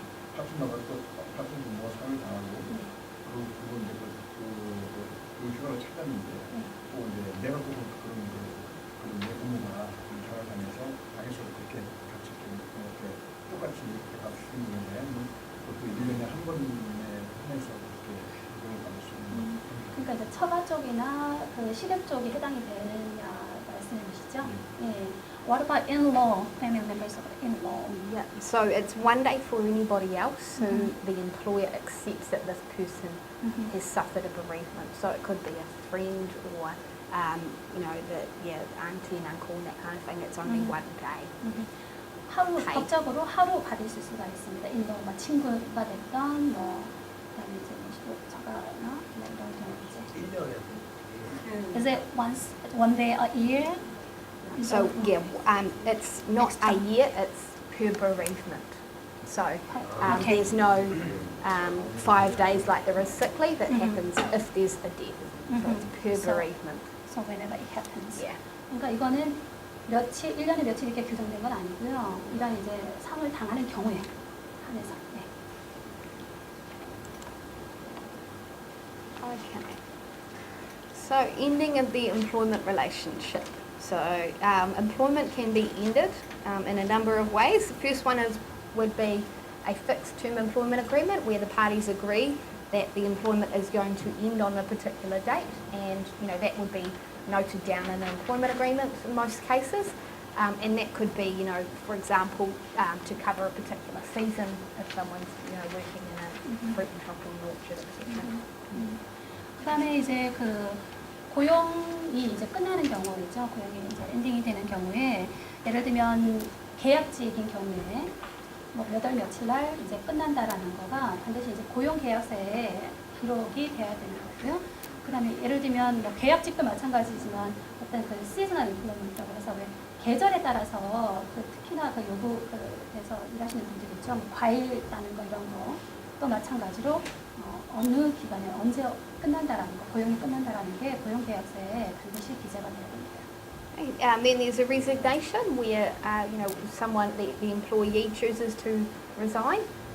Generally, in an employment agreement, there will be a specified notice period that they will need to give to you to terminate the employment. You know, there's no set notice period in law. It could be 2 days. It could be 2 months.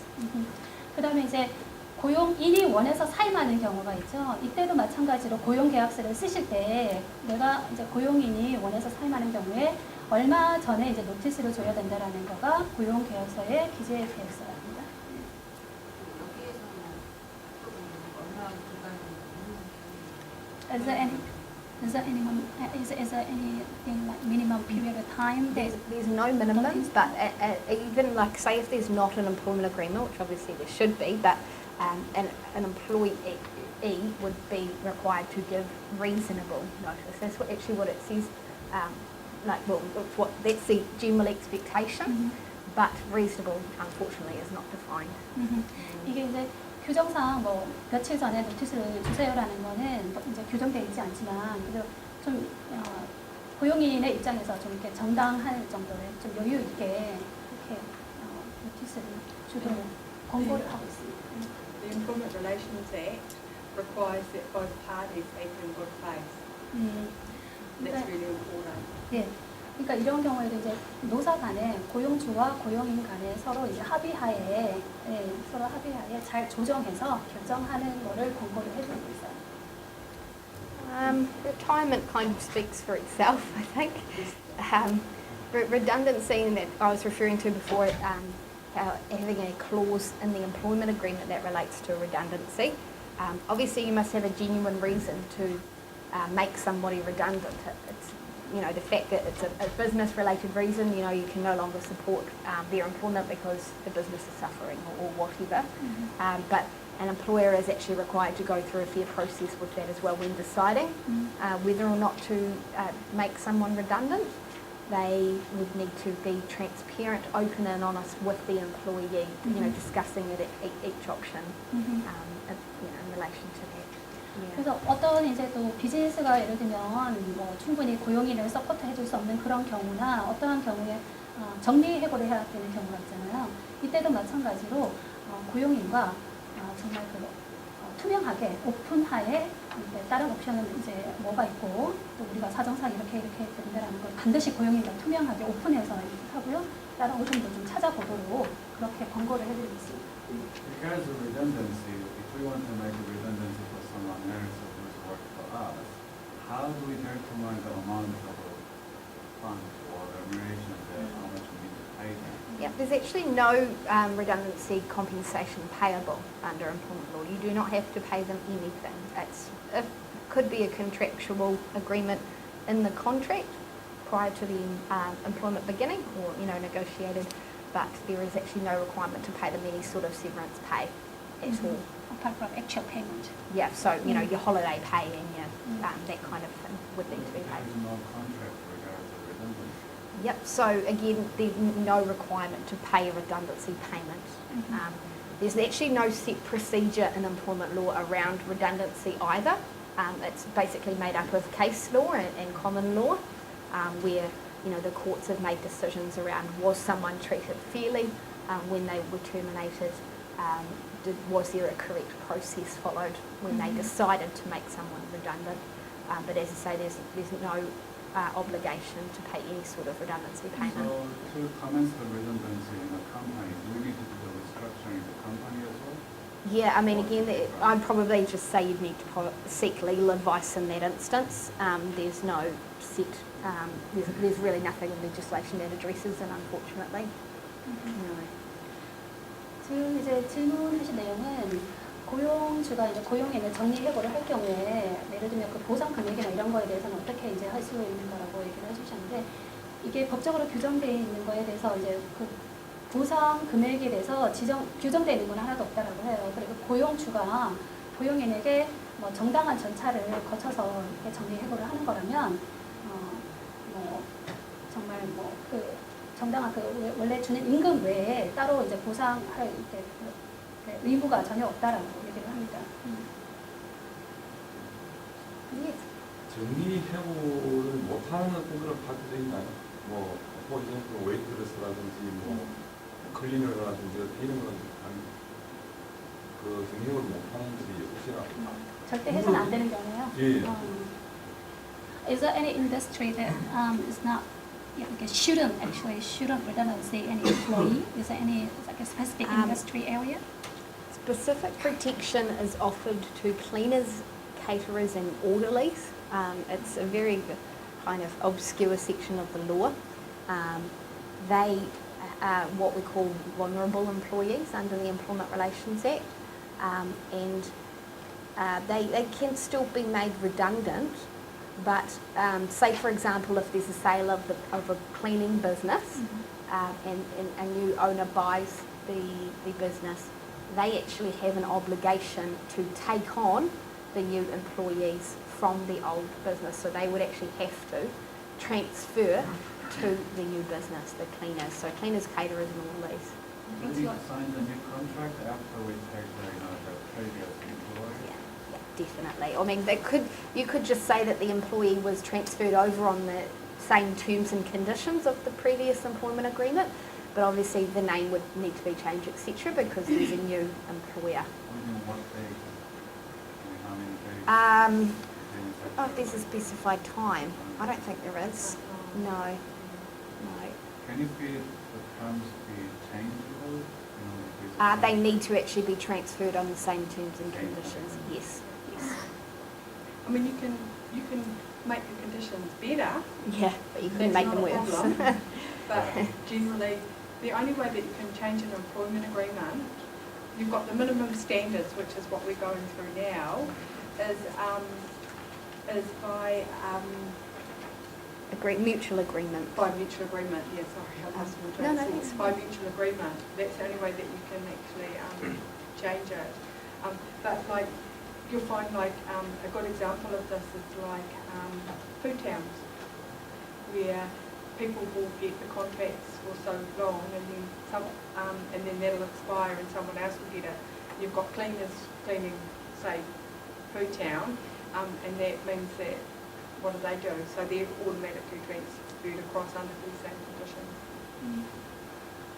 지금 이제 질문해 주신 내용은 정리해고를 해서는 안 되는 그런 기관이나 회사가 있느냐라고 질문해 주셨는데, 사실 이게 뭐 어느 회사든지 뭐 절대 해고를 해서는 안 된다라고 규정되어 있는 회사는 없고요. 그런 이제 영역은 없고 단지 이제 정리해고를 할 경우에 There is more information available about the cleaners, caterers, the protection that they're offered on our website as well. Just be under, is it vulnerable employees? Yeah. All of this that we've spoken about is actually on our website.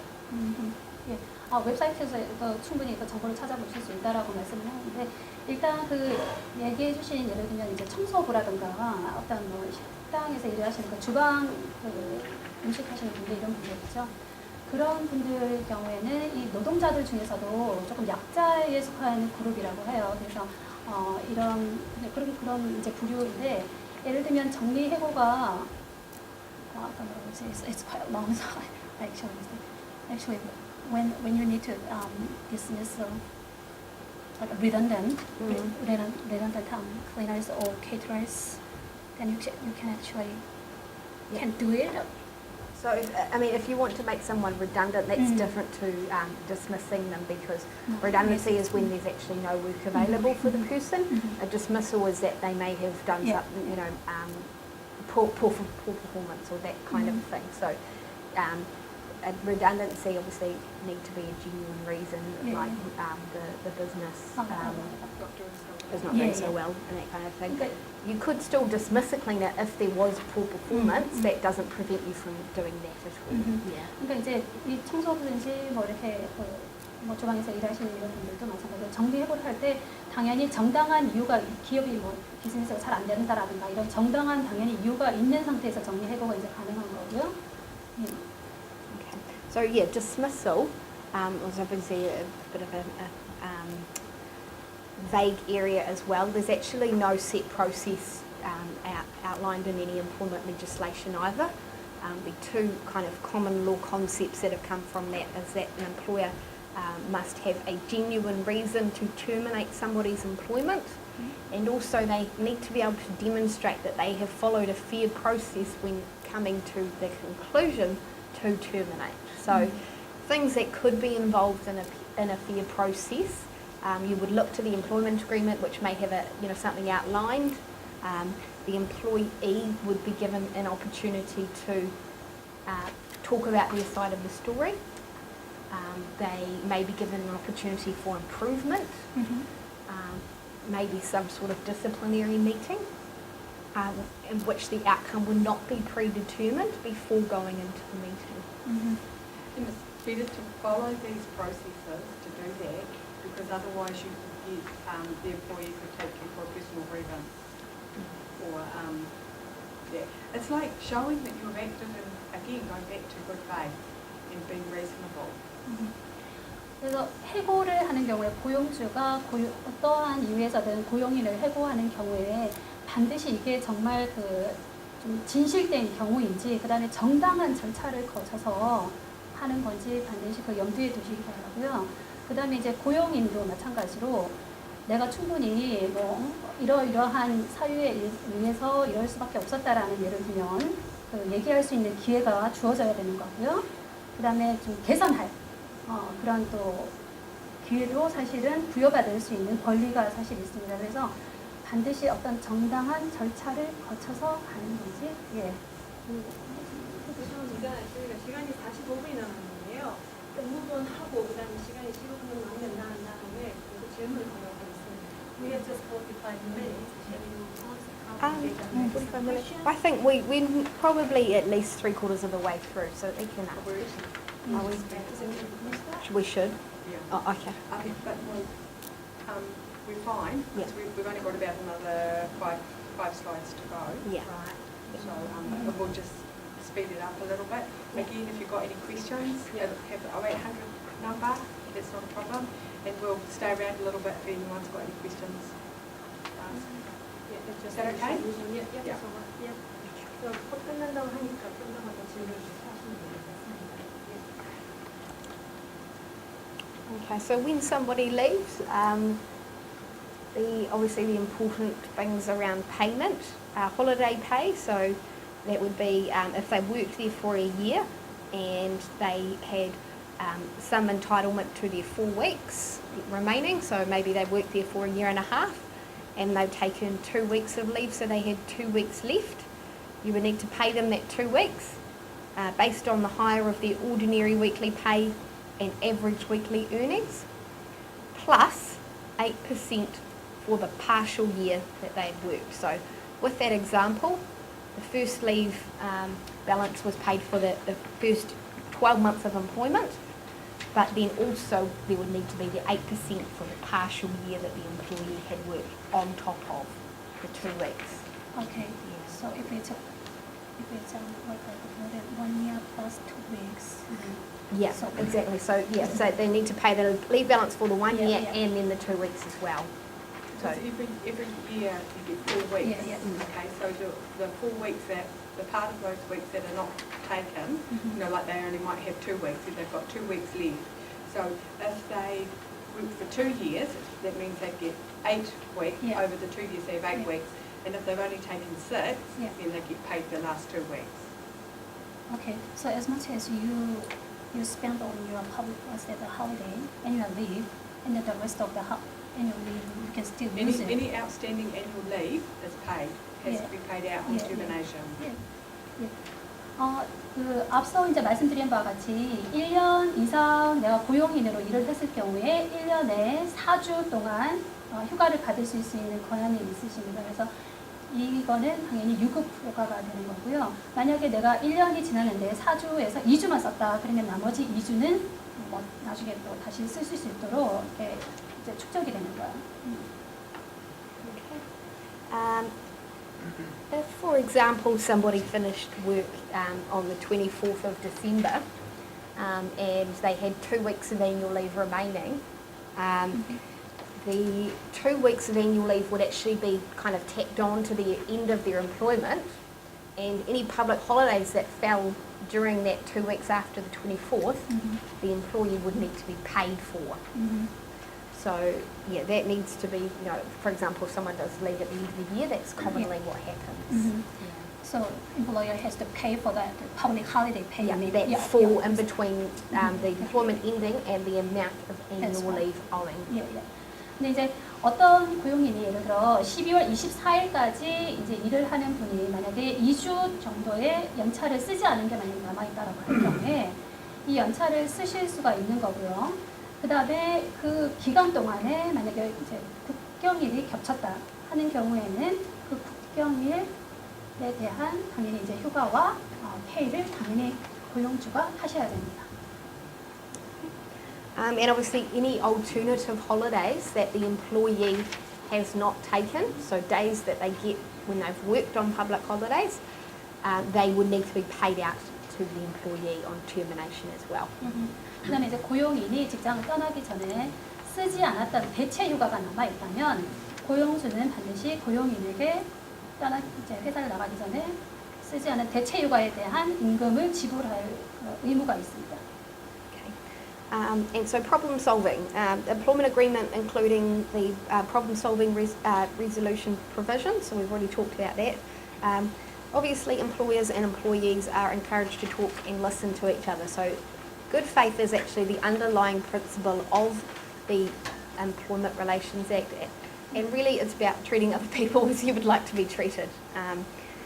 Any recommendation obviously is to try and resolve issues as soon as they arise so they don't get out of hand and get bigger.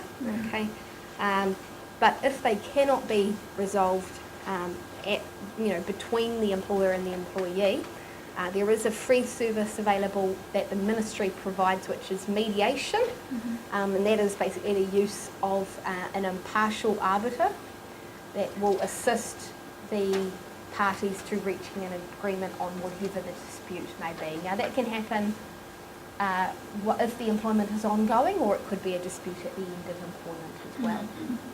이제 노사 간에 어떤 이제 문제가 생겼을 경우에 문제를 해결할 수 있는 거에 대해서 지금 말씀을 해드리는데요. 지금 그 고용계약서에 반드시 이 문제 해결에 대한 거가 앞으로 이제 어떤 절차에 대해서 문제 해결을 할 건지에 대해서 반드시 규정이 되어야 되는 거고, 가장 우선적으로는 노사 간에 서로 신뢰하에 서로 이제 의사소통으로 잘 해결을 할 수 있는 방법을 먼저 이제 권고를 해드리고요. 그 다음에 고용인이 만약에 이제 그 회사 전에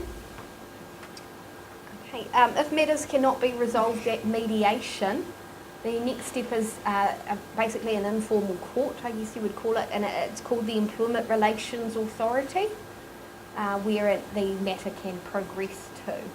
But yeah, obviously you would avoid that in the first instance. But the difference between mediation and going to the Employment Relations Authority, mediation means that you talk and you both come to a resolution.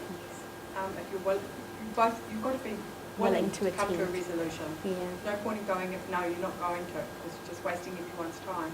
And the Employment Relations Authority, that's like where you have a member who will make a decision on the matter for you. You present your case, and both parties present the case, and then somebody will decide how it's going to be sorted.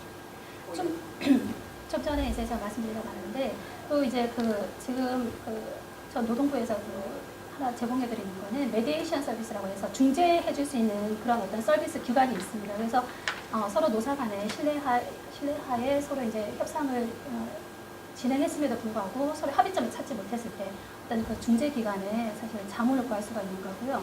그래서 이제 앞으로 뭐 어떤 절차를 통해서 해결을 할 건지 또 최종적으로 이 퇴사 전에 뭐가 해결이 돼야 되는지 이러한 이제 조언을 해드리는 거고, 그다음에 마찬가지로 고용관계위원회라고 해서 정말 합의점을 찾지 못했을 때 이 고용관계위원회가 인보부가 돼서 어떠한 절차를 통해서 어떻게 해결하라고 어떤 사람이 그 고용관계위원회에 있는 사람이 사실 그렇게 조언을 해드릴 수 있는 강요를 할 수가 있습니다. 예. Okay, so us as labour inspectors, especially in the past year, have had a really big focus on migrant exploitation and going out there and using our enforcement powers as much as possible. So we're looking to target the really bad exploiters, I guess we would call them, people who pay well below the minimum wage and do not provide any of the basic entitlements that we have talked about today. And that is our main focus at the moment. 지난 한 해 동안 특히나 이제 중점적으로 다뤘던 거는 이민자에 대한 그 노동 착취에 대해서 굉장히 지금 포커스를 두고 있다고 해요. 그래서 최저임금에도 미치지 못하는 아주 그 노동 착취 있죠. 노동 착취를 하는 그런 기관이나 내지는 또 뭐 어떤 베이식 그 서비스도 고용인을 위해서 해주지 않는 그런 경우 있죠. 그래서 거기에 대해서 지금 아주 중점적으로 지금 조사를 하고 있다. We are given certain tools to help us with our enforcement. Okay, we can issue notices which require employers to pay amounts of money or complete certain activities. Make sure that they're keeping records, that sort of thing. Okay. We can seek penalty action against an employer if they fail to do something in accordance with the law. And we take that through the Employment Relations Authority or the Employment Court. Okay. We're also working a lot more with other agencies such as immigration to, I guess, find out more information around who we need to be targeting. And also so we can look at prosecuting across the board. 지금 이제 특히나 지금 어떤 기관이 그 노동력 착취나 뭐 이렇게 최저 임금에도 못 미치는 임금을 뭐 준다라든가 이러한 경우에 It's okay. There is actually a section of the Immigration Act that talks about migrant exploitation. Okay. And immigration can prosecute via fraud for exploitation, and that actually has imprisonment time. So it says there maximum 7 years. I think it's $100,000 penalty. Okay. Yeah. 만약에 이제 이 규정을 어기는 기관에 한해서는 뭐 10만 불의 이제 벌금이나 아니면 7년의 그 징역을 살도록 할 수 있는 그런 법적 이제 조치, 법적으로 이제 제재를 당할 수가 있는 거고요. 그다음에 이 이제 고용부에서도 이민성과 서로 예를 들면 다른 기관들이 있죠. 이민부 이런 데하고 같이 이제 협조하에 어떠한 이제 노동 그 고용인들이 취약점을 가지고 있는지 이런 거를 잘 알아서 분야별로 다 조사. Employers from us they can be fined up to $20,000 Per breach. per breach of the Act. So 20,000. just bear that in mind if it comes to you. Hopefully you won't. We won't be seeing any of you here. No. Okay, so any like in regards to like any breach So, of failing to provide an employment agreement or failing to pay the minimum wage, etc. If that did go to the stage of the Employment Relations Authority, we can see. so it's at least 20,000 or Up up to 20,000 per case. Yeah.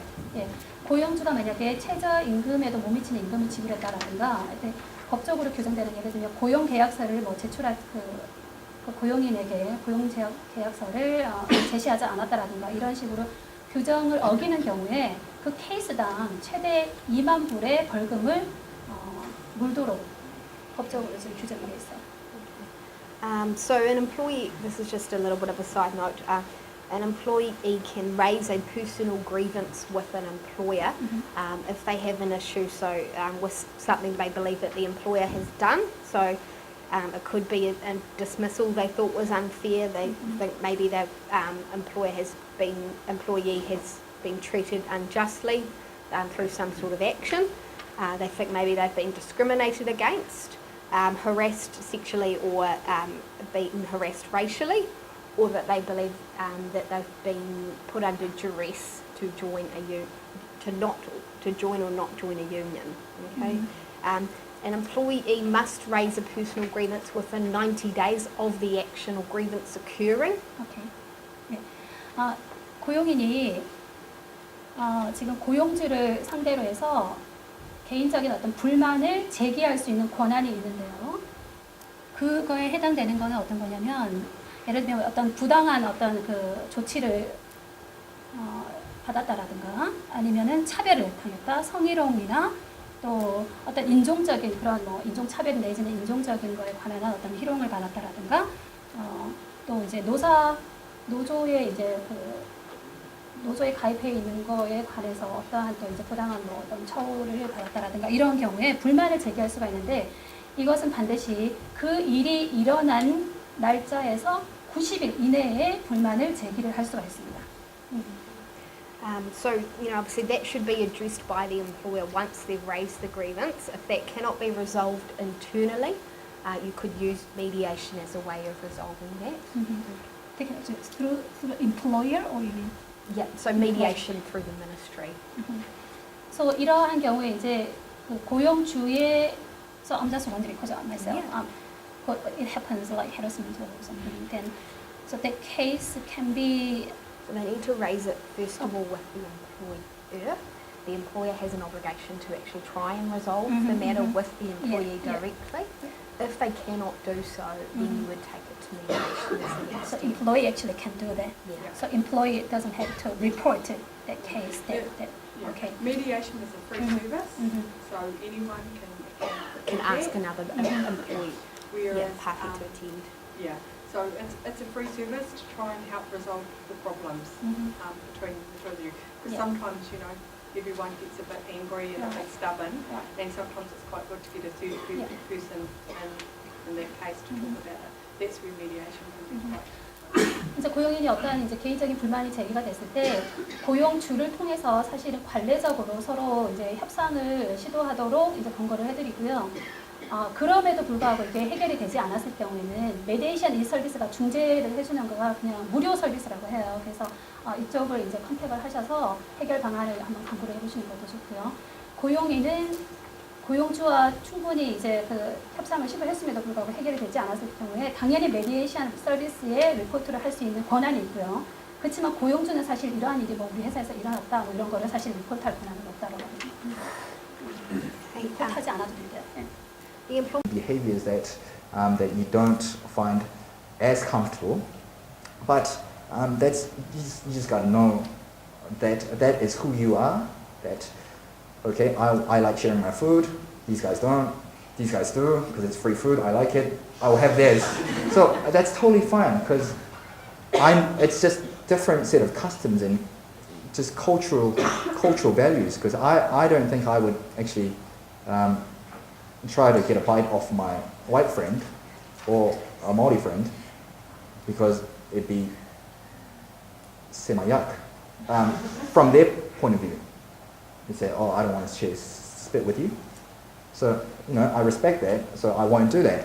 It's just through those experiences, you'll know what's acceptable.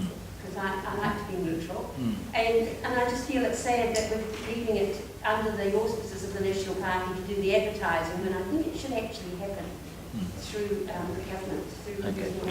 Just very quickly to respond to that, the government, actually the Parliament rather than the government, Parliament, sorry, has actually advertised. They've advertised in your local papers. They've advertised.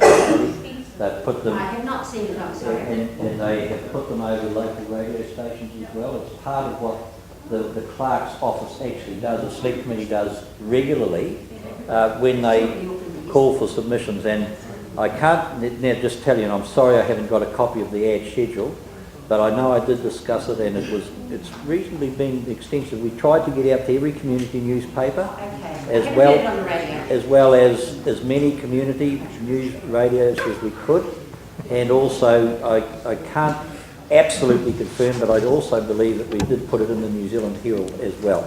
So we have tried. Recommend the website. And well, of course, not everyone has a website. No, but ma'am, we have tried to advertise as much as we can. Well done. Anyway, thank you. Shortly, an employee can receive, compensation, or be ordered to pay. Employer can be ordered to pay compensation for. Employee actually can ask employer to pay compensation. So this would be if the matter actually went to the Employment Relations Authority. They would then decide, say for example, if someone had been sexually harassed, that they needed compensation for that of $5,000 or whatever. Yeah. 만약에 이제 고용인이 이러한 좀 전에 이제 말씀드린 대로 노사간의 어떤 분쟁이 일어났을 경우에 고용관계위원회에 리포트를 해서 보상을 청구를 할 수가 있는데요. 이런 경우에는 이제 고용관계위원회 이 오토리티에서 예를 들면 뭐 얼마를 보상해주라, 어떻게 하라 이렇게 이제 뭐 지시를 해준다고 합니다. Great. So that covers the basics really. What we cover as a ministry, because we're now ginormous, we've got obviously that contact centre number there, which is 0800 20 90 20. Any questions? Yeah, they can provide interpreters as well. Yeah. You know, like if you're not quite sure about how to pay people, give them a call. They'll go through it with you. 그래서 이제 그 회사에서 고용주가 되셨던 고용인이 되셨던 어떠한 문제가 있는데 해결할 수 없다. 내가 또 얼마를 페이를 지불해야 되는가 예를 들면 이러한 문제가 있을 때 저기 0800에 20번, 90번, 20번이죠. 저 번호로 전화를 하시면 통역 서비스도 다 해드리니까 질문사항이 있으시면 언제든지 전화를 해주십시오. The health and safety inspectors are actually now part of the new Crown agency called WorkSafe NZ, but they can still be contacted on 0800 20 90 20. WorkSafe NZ. Yeah. 건강관리 이제 감독 이 기관도 지금 크라운 에이전시라고 해서 이제 단독 이제 분리된 이제 기관의 한 파트인데 이런 문제도 마찬가지로 지금 상기에 알려진 저 번호로 전화를 주시면 다 상담을 해드립니다. Okay, and most importantly, down the bottom there is our website address. So that has the employment agreement builder. It has templates around record keeping. Lots of frequently asked questions and a search engine. 지금 이제 저 웹사이트 아래쪽에 기재된 웹사이트로 들어가시면 예를 들면 고용계약서를 어떻게 작성하는지 또 페이 이제 타임 레코드 하는 거에 대해서 어떻게 하는지 이런 견본들 다 이제 준비가 돼 있다라고 얘기를 해요. 그래서 저 웹사이트를 한번 참고하시면 되겠습니다. Great, that's all for today. Got any questions? 예. 이제 예를 들어서 가족 중에 한 명이 이제 어떤 비즈니스를 정기적으로가 아니라 이제 간혹 한 번씩 도와준다라고 했을 경우에 아까 여기서 표현하신 대로 어떤 페이나 어떤 리워드 없이 도와주는 경우에는 어떤 어그리먼트를 만들지 않아도 되고 어떤 문제가 없는지 그리고 급여가 없을까요? 전혀 하지 않아도 되는지.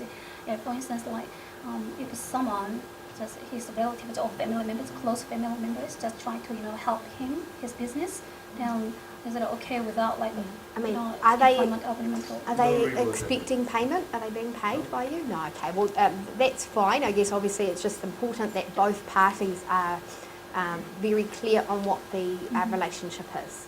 So we do get complaints, fathers and sons. Yeah. We get complaints from the son about the father or vice versa. So family, and it can get a bit tricky as if there is an expectation of reward, like monetary, then that's really in most occasions where the employment relationship is there, and the contract etc. would need to be provided. Yeah. 가져가는 경우에도 사실 이제 그 질문해 주신 거가 다 들으셨겠지만 이제 가져가는 경우에는 사실 이런 고용계약서나 뭐 이런 게 전혀 필요 없지만 사실 나중에 문제가 제기되지 않도록 좀 유념을 하시기 바랍니다. 그래서 가끔 이제 뭐 부자지간에도 어떤 컴플레인이 접수가 된다라고 얘기를 해요. 그래서 그렇게 하실 때 서류상 이렇게 하시지 않더라도 좀 서로 간에 분쟁이 생기지 않도록 그런 것만 유념하시면 될 것 같습니다. 발렌티어 같은 경우는 볼런티어. 행사 같은 거 하는데 자원봉사자들이 와주겠다면 그냥 필요 없이 그냥 하면 됩니다. For instance, like that, some volunteer, job is like offered for him. Is there any, paperwork needed or? So a volunteer is obviously not covered by the Employment Relations Act, but I mean we would probably suggest that you would have something in writing because, as I say, then both parties are clear as to there's no expectation of payment, and therefore issues cannot arise from there. So. 난 이제 볼런티어를 쓰시는 경우에는 이 규정에는 전혀 뭐 고용법, 노동법에서 커버할 수 있는 그런 건 아닌데 단지 이제 그 볼런티어를 쓰실 때 나중에 문제 야기가 되지 않도록 서로 간에 그래도 서면상 예를 들면 뭐 주당 몇 시간을 할 건지 어떻게 할 건지 페이는 없다라든가 뭐 이런 거를 서류상 다 이렇게 해두시면 좋을 것 같아요.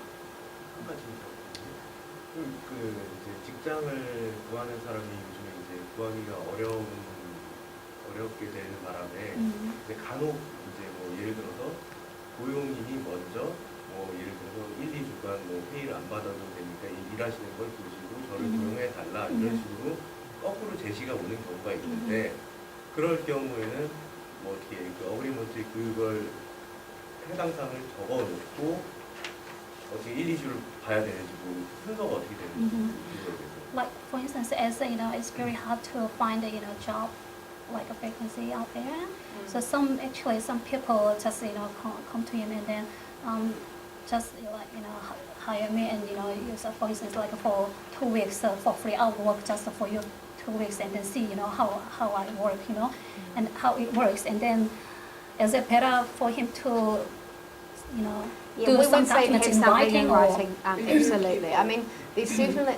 It's not addressed in the law, obviously, because it's generally a pre-employment matter, but we would highly recommend having something in writing to say, look, this 2-week period from such and such date to here, I am not an employee, I do not expect payment, because that is an issue that we're dealing with hugely at the moment, where someone will come along and say, look,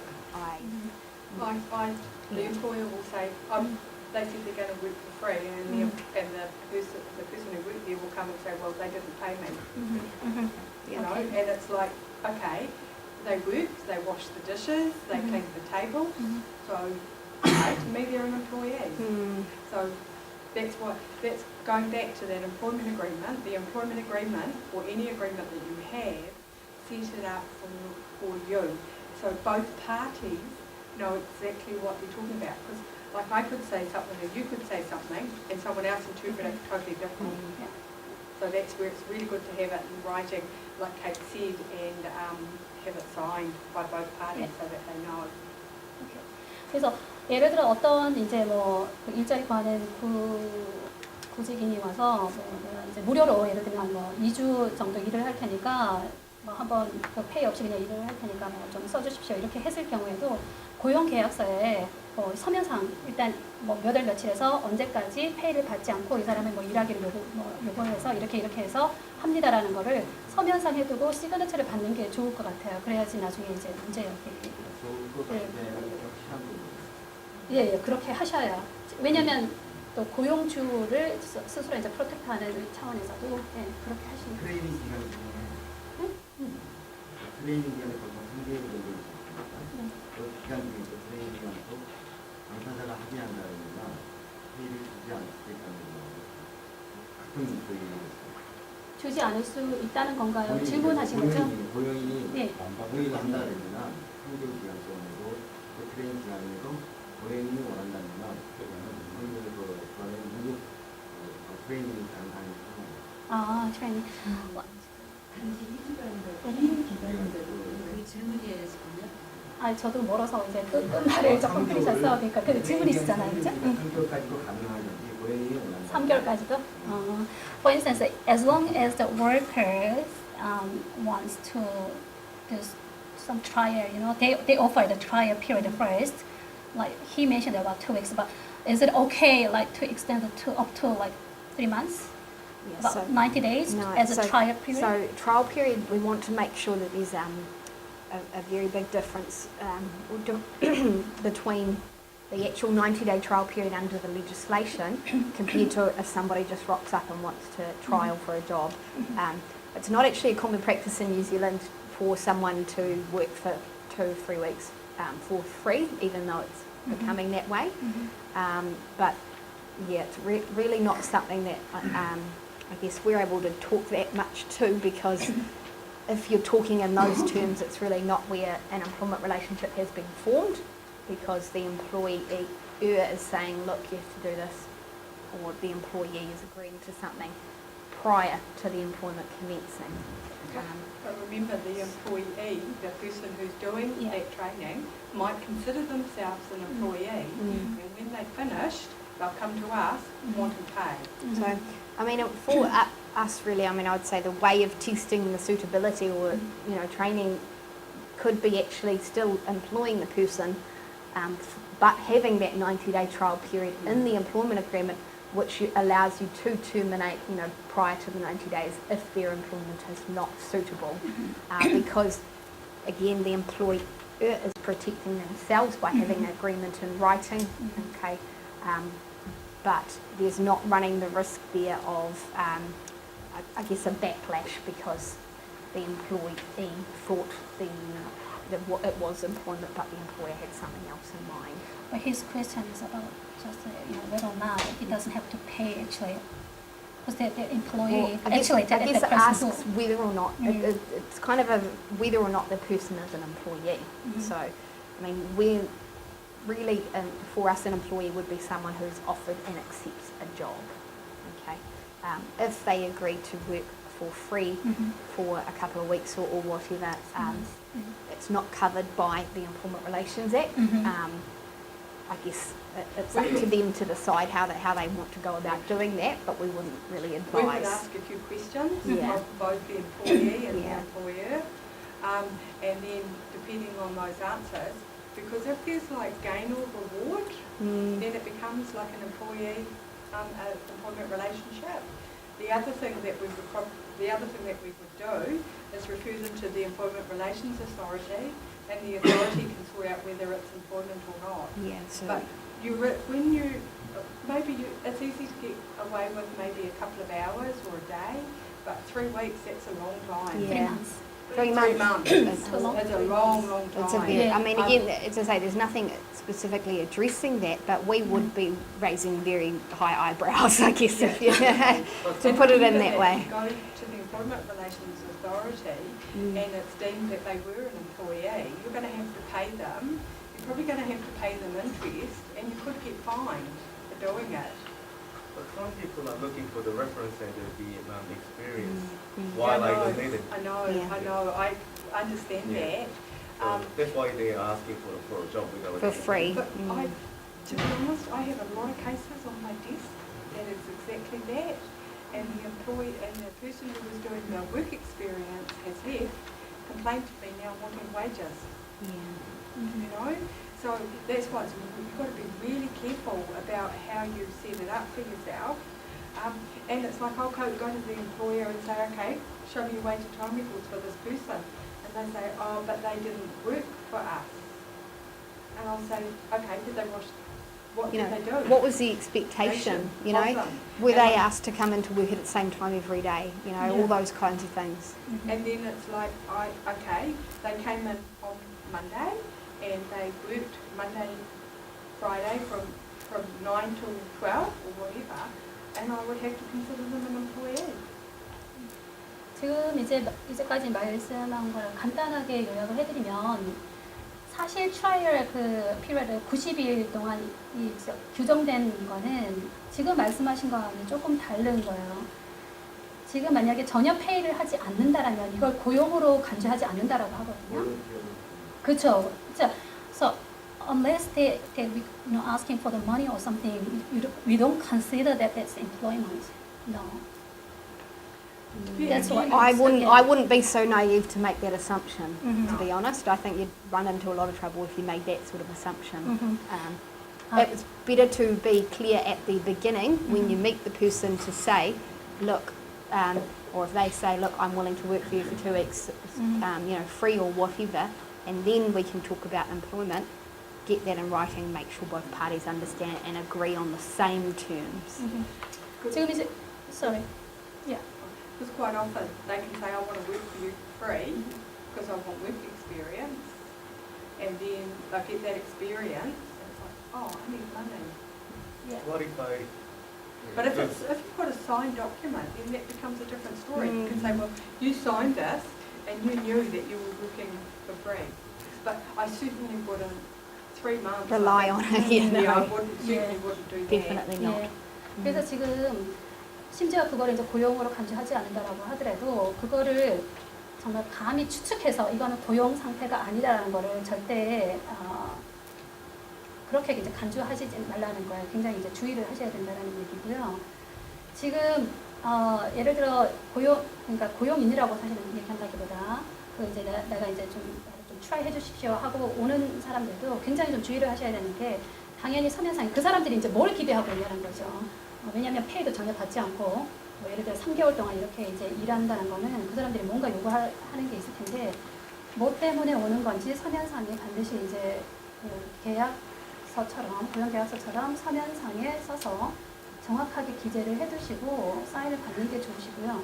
나중에 돼서 이 사람이 예를 들면 저는 그냥 레퍼런스만 필요해서 그럽니다. 뭐 저를 이제 조금 이렇게 채용해 주십시오. 이렇게 말은 하지만 정작 레퍼런스 다 받고 나중에 저기 했을 때 저에게 돈 주십시오 하고 이제 그 페이를 요구하면서 오는 경우가 굉장히 많더라고요. 요즘에 그런 케이스를 많이 다루고 있다고 얘기를 하는데요. 그런 거 유념하시기 바라고요. 대부분의 경우에 가족관계가 아니면 거의 대부분이 그 ERA로 가게 됩니다. 예. 그런 분들이 나중에 그것 가지고 항소를 하면 고용주로 100% 깨지고 있어요. 그러니까 지금 여기 이제 말씀하시는 것도 사실 그렇게 이제 시험 기간을 하는 것도 페이하지 않고 하는 것도 1주, 뭐 2주 정도는 그래도 그렇지만 그것도 사실은 굉장히 드문 경우라고 해요. 뉴질랜드에서는 페이를 하지 않고 그렇게 1주 하는 것도 3개월 정도는 굉장히 그거는 정말 좀 굉장히 좀 그런 경우라고 얘기를 해요. 좀 심한 경우가 아닌가 얘기를 하고요. 지금 말씀해 주신 것도 이해하셨죠? 예. 그래서 고용주가 되시는 분들은 반드시 자기 스스로의 프로텍션을 위해서 반드시 이게 이렇게 해도 되는지 궁금하시면 항상 저 전화번호로 하셔서 어떤 사람이 와서 이렇게 하는데 이게 나중에 문제가 되지 않을 것 같냐 항상 이렇게 문의해서 좀 클리어하게 해주시면 좋을 것 같습니다. 이메일 어드레스는 없네요, 저게. Do you have any email address? An email address? Yep, I can give you mine. If you'd like, you just come see me afterwards and I'll give you a card. 제가 파트너에 대한 인플로인데 네. 지금 백스톱으로 계약을 해놓고 일을 하긴 하는데 뭐 짧게 3-4일밖에 일을 못하고 제가 일을 간선자고 노티스를 주고 했는데 그때도 그 인플로이한테 8%의 하루비 페이라든지 그런 걸 요구를 할 수 있는지 3-4일 일을 하셨다고요? 예, 3-4일하고 이제 뭐 노티스를 준비해주니까 뭐한 3-4일 했겠죠 아마 그런데도 8%를 요구를 할 수 있는지 He worked as part-time and in fixed time, but he just worked 3 or 4 days. And can he still go and ask for the 8% of the? Yes. So even if he worked for 1 day in total, Yeah. it's still the 8%. So Yeah. part-time employees are absolutely entitled to holiday 네, pay. 충분히 가져서 그 총수입의 8%에 해당되는 거를 받으실 수 있는 권리가 있으십니다. 네, 누가 이쪽 분이 먼저. We take existing business and as you guys mentioned, a vulnerable employee, for example, waitress, and then we take the same term and condition as a contract. So I understand that part, and we could make better condition if we want. What about job description? For example, people like, if we ask the waitress like deliver food, and next morning we want to in a different way, and we make like a written job description, then can we give it to them with a new contract? Like A waitress, first of all. For example, Yeah, a waitress, first of all, is not a vulnerable employee. You need to go and look up the definition. So cleaners, caterers, orderly. okay, But, let's say cleaner. Cleaner. Job description, again, if you want to change any terms of anyone's employment agreement, it must be mutual. What it's actually called a unilateral variation of conditions if you go ahead as an employer and change without even consulting. Consulting must happen at the very least. Okay. So what if The we only- consult with the employee and then, no, I don't think that's a good idea. What if they against what we actually asked? The only time really when you can make a change to somebody's terms of employment without their consent, without their agreement, is if the business will suffer as a result if the change is not made. Okay. Apart from that, it really must be mutual. 지금 예. 정리해보여 질문 하는 건지 알겠는데요. 어떤 기업을 인수를 했는데, 예를 들어서 고기 건설에는 식당을 인수를 했는데, 거기 이제 주방장이 있지 않습니까? 그럼 우리도 요리사가 있고, 그런데 어느 시점이 지나서 주방장은 내가 하겠다. 니는 그냥 요리사로 해라. 근데 이렇게 이제 완전히 해고도 아니고, 얘는 요리사로 해라 그랬을 때, 이 주방장이 그냥 인구의 고용계약서는 주방장의 개념은 그냥 요리사가 되어 있고, 그랬을 때 그분이 주방장이 나는 아니다, 난 주방장을 해야 되겠다. 그래서 어떻게 이제 주민은 문제 나가야 된다, 이렇게 정리를 하고 할 수 있는지. 근데 그 요리사와 주방장의 개념은 어떻게 일단 고용 계약, 설득에 그런 관계 없이 임금 차이가 있죠. 그러니까 이제 주방장은 예를 들면 자격증을 가진 사람은 자격증이 주방장으로 없다 치고. 주방장이 대부분 있잖아요. 그냥 상관없이 예, 상관없이. 고용계약서에 있는 그렇게 예. 기입을 하셨다는 말씀이죠. 고용계약서상에는 주방장의 개념이 요리사로 되어 있죠. 그냥 요리하는. 예를 들어서 계약서에는 셰프라 되어 있는데 헤드 셰프로 일하고 헤드 셰프로 일하고 있는데 그래서 우리가 헤드 셰프가 필요 없어요. 그렇게 하면 그냥 니는 계약서는 셰프니까 셰프로 일해라. 내가 헤드 셰프 할 테니까 이렇게 해도 가능하죠. Because he's got case like, for instance, two employees. One is working as a head chef, and then the other one is working as ordinary chef. But it's not like comment on employment agreement about the position. And then the head chef, so as an employer, can employer ask head chef to work as an ordinary chef? Because the difference is just So if they about the want to wages. change this job, so it would need to be by agreement, absolutely. It couldn't just require him to do that. If he wants him to work for less wages or if he wants him to do a different job, it must be with the agreement of the So unless they have mutual agreement, then no. 그러니까 지금 이제 그 주방장과 요리사 간의 임금이 틀린 거잖아요.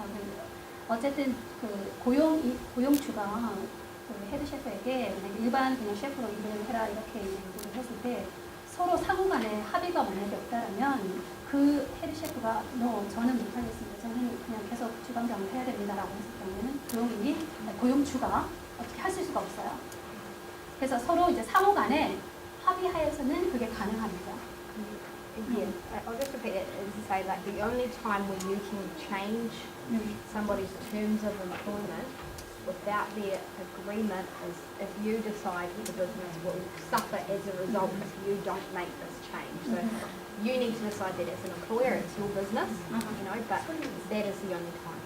근데 이제 단 한 가지 예외인 경우가 있는데요. 만약에 내가 이렇게 이제 주방장을 일반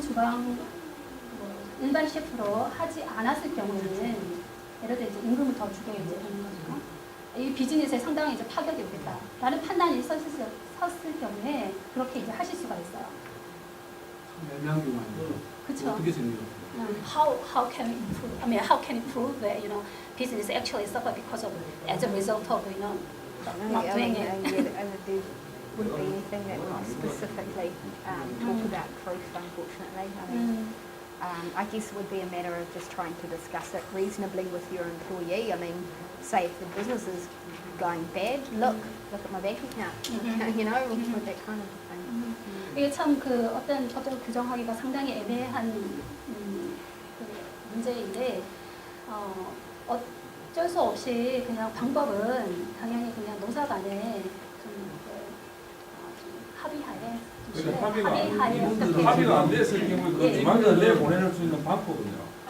아니 이분들은 지금 저희는 룰만 설명하는 거지 제대로 케이스를 설명을 못해요. 왜냐면 그런 경우 안 당해봤기 때문에. 인프로 위만 중요한 경우는 지금 이제 케이스를 설명해 케이스에 주시면 보면 네. 대부분의 몇 번 제가 케이스를 달아봤는데 케이스 가지고 제가 직접 이제 안내를 해봤는데 여기서는 뭐 인풋 페이스 해가지고 서로 간에 양보하고 그거는 있을 수가 없는 이야기고요.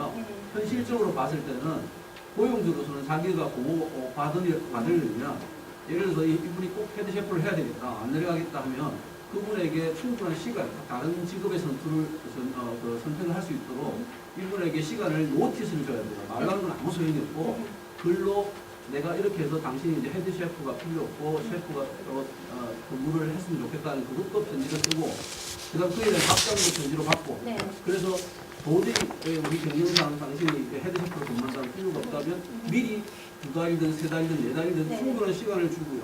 그게 나중에 다 Employment Relations Authority가 다 정문을 체크해요. 그런 거는 일단 없고 이 사람들이 하는 리즈너블한 피언이고요. 합리적, 그러니까 우리가 봐도 한 3달 정도 줬으니까 잘랐더라도 동정의 의지가 없다. 뭐 한국 사람이든 이런 사람이든 그건 똑같아요. 그런 정도의 배려가 딱 돼 있으면 잘라도 돼요. 잘라도 된다고 나왔어요. Yeah. So what they actually think is that it'll be better to have more of cases actually, like cases, listening cases. Case law. Yeah, case law and actual case law. Because in reality, it's very hard to meet mutual agreement between employer and employee. And then so 그걸 무슨 신문에서 읽으신가요? 그 케이스를? Employment Authority에 케이스가 나와 있어요. 직접 이제 그 Employment Relations Authority. Previous decisions have been made, is there with the Yeah, so the case that he has read about, that was he's talking about that. Actually, so he said that the employee actually dismissed the head chef. After they try to work it out. Yeah, work it out to meet the mutual agreement. Then it didn't work it out, but then because of the finance difficulties, the employer had the right to dismiss that head chef.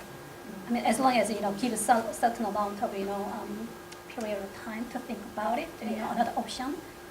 Yeah, for 2 months or 3 months. Okay, yeah. Yeah, I mean, unfortunately, there's no easy answers to those kinds of questions. If we can, we'd probably advise in that kind of situation to seek legal advice. 참 불행히도 아주 쉽게 말씀드릴 수 있는 어떤 그런 규정이나 케이스는 없다라고 하는데요. 예.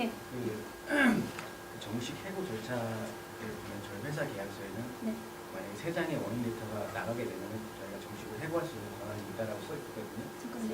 3장의 원인 레터가 나가게 되면 원인 레터. 경고장이 나가면 정식으로 저희가 해고할 수 있는 권리가 있는데 무슨 그게 이쪽에서는 또 그런 스탠드가 있는지도 궁금하고 그다음에 그 경고장의 내용이 뭐 출근을 3번 안 했다든가 뭐 그런 눈에 보이는 형식 말고 뭐 순전히 감정적인 제가 매니저로서 이 친구 되게 레이지하고 셀프 모티베이션도 없고 그런 내용이 포함이 돼도 나중에 그 친구가 그걸 갖고 분쟁소에 가면은 어떻게 되는지 그게 궁금하거든요. 어떻게 표현을 들어주는지. For instance, like on the employment agreement, as long as employer give a 3 times of the warning notice to the employee who is actually too lazy and not motivated to work, and then as long as he give that notice, and then later on, is it okay for employer actually for instance, like the employee can take the case to the employment relations authority. So as long as what the employer has done is followed like A fair process, due process. A process. Because that's what the authority is going to look at. They're going to say, okay, Mr. Employer, what did you do? Well, we actually discussed it. We did this, we did that, we did this. Still not working. Okay, then again, it's up to the authority. Then the authority would look at it. Okay, they did their best, so we're going to dismiss the case. Or you didn't follow these processes or whatever. That again, that's a very hard, difficult question for us to actually answer specifically because each case has its own merits. You know, for different stuff, you know, each case is different.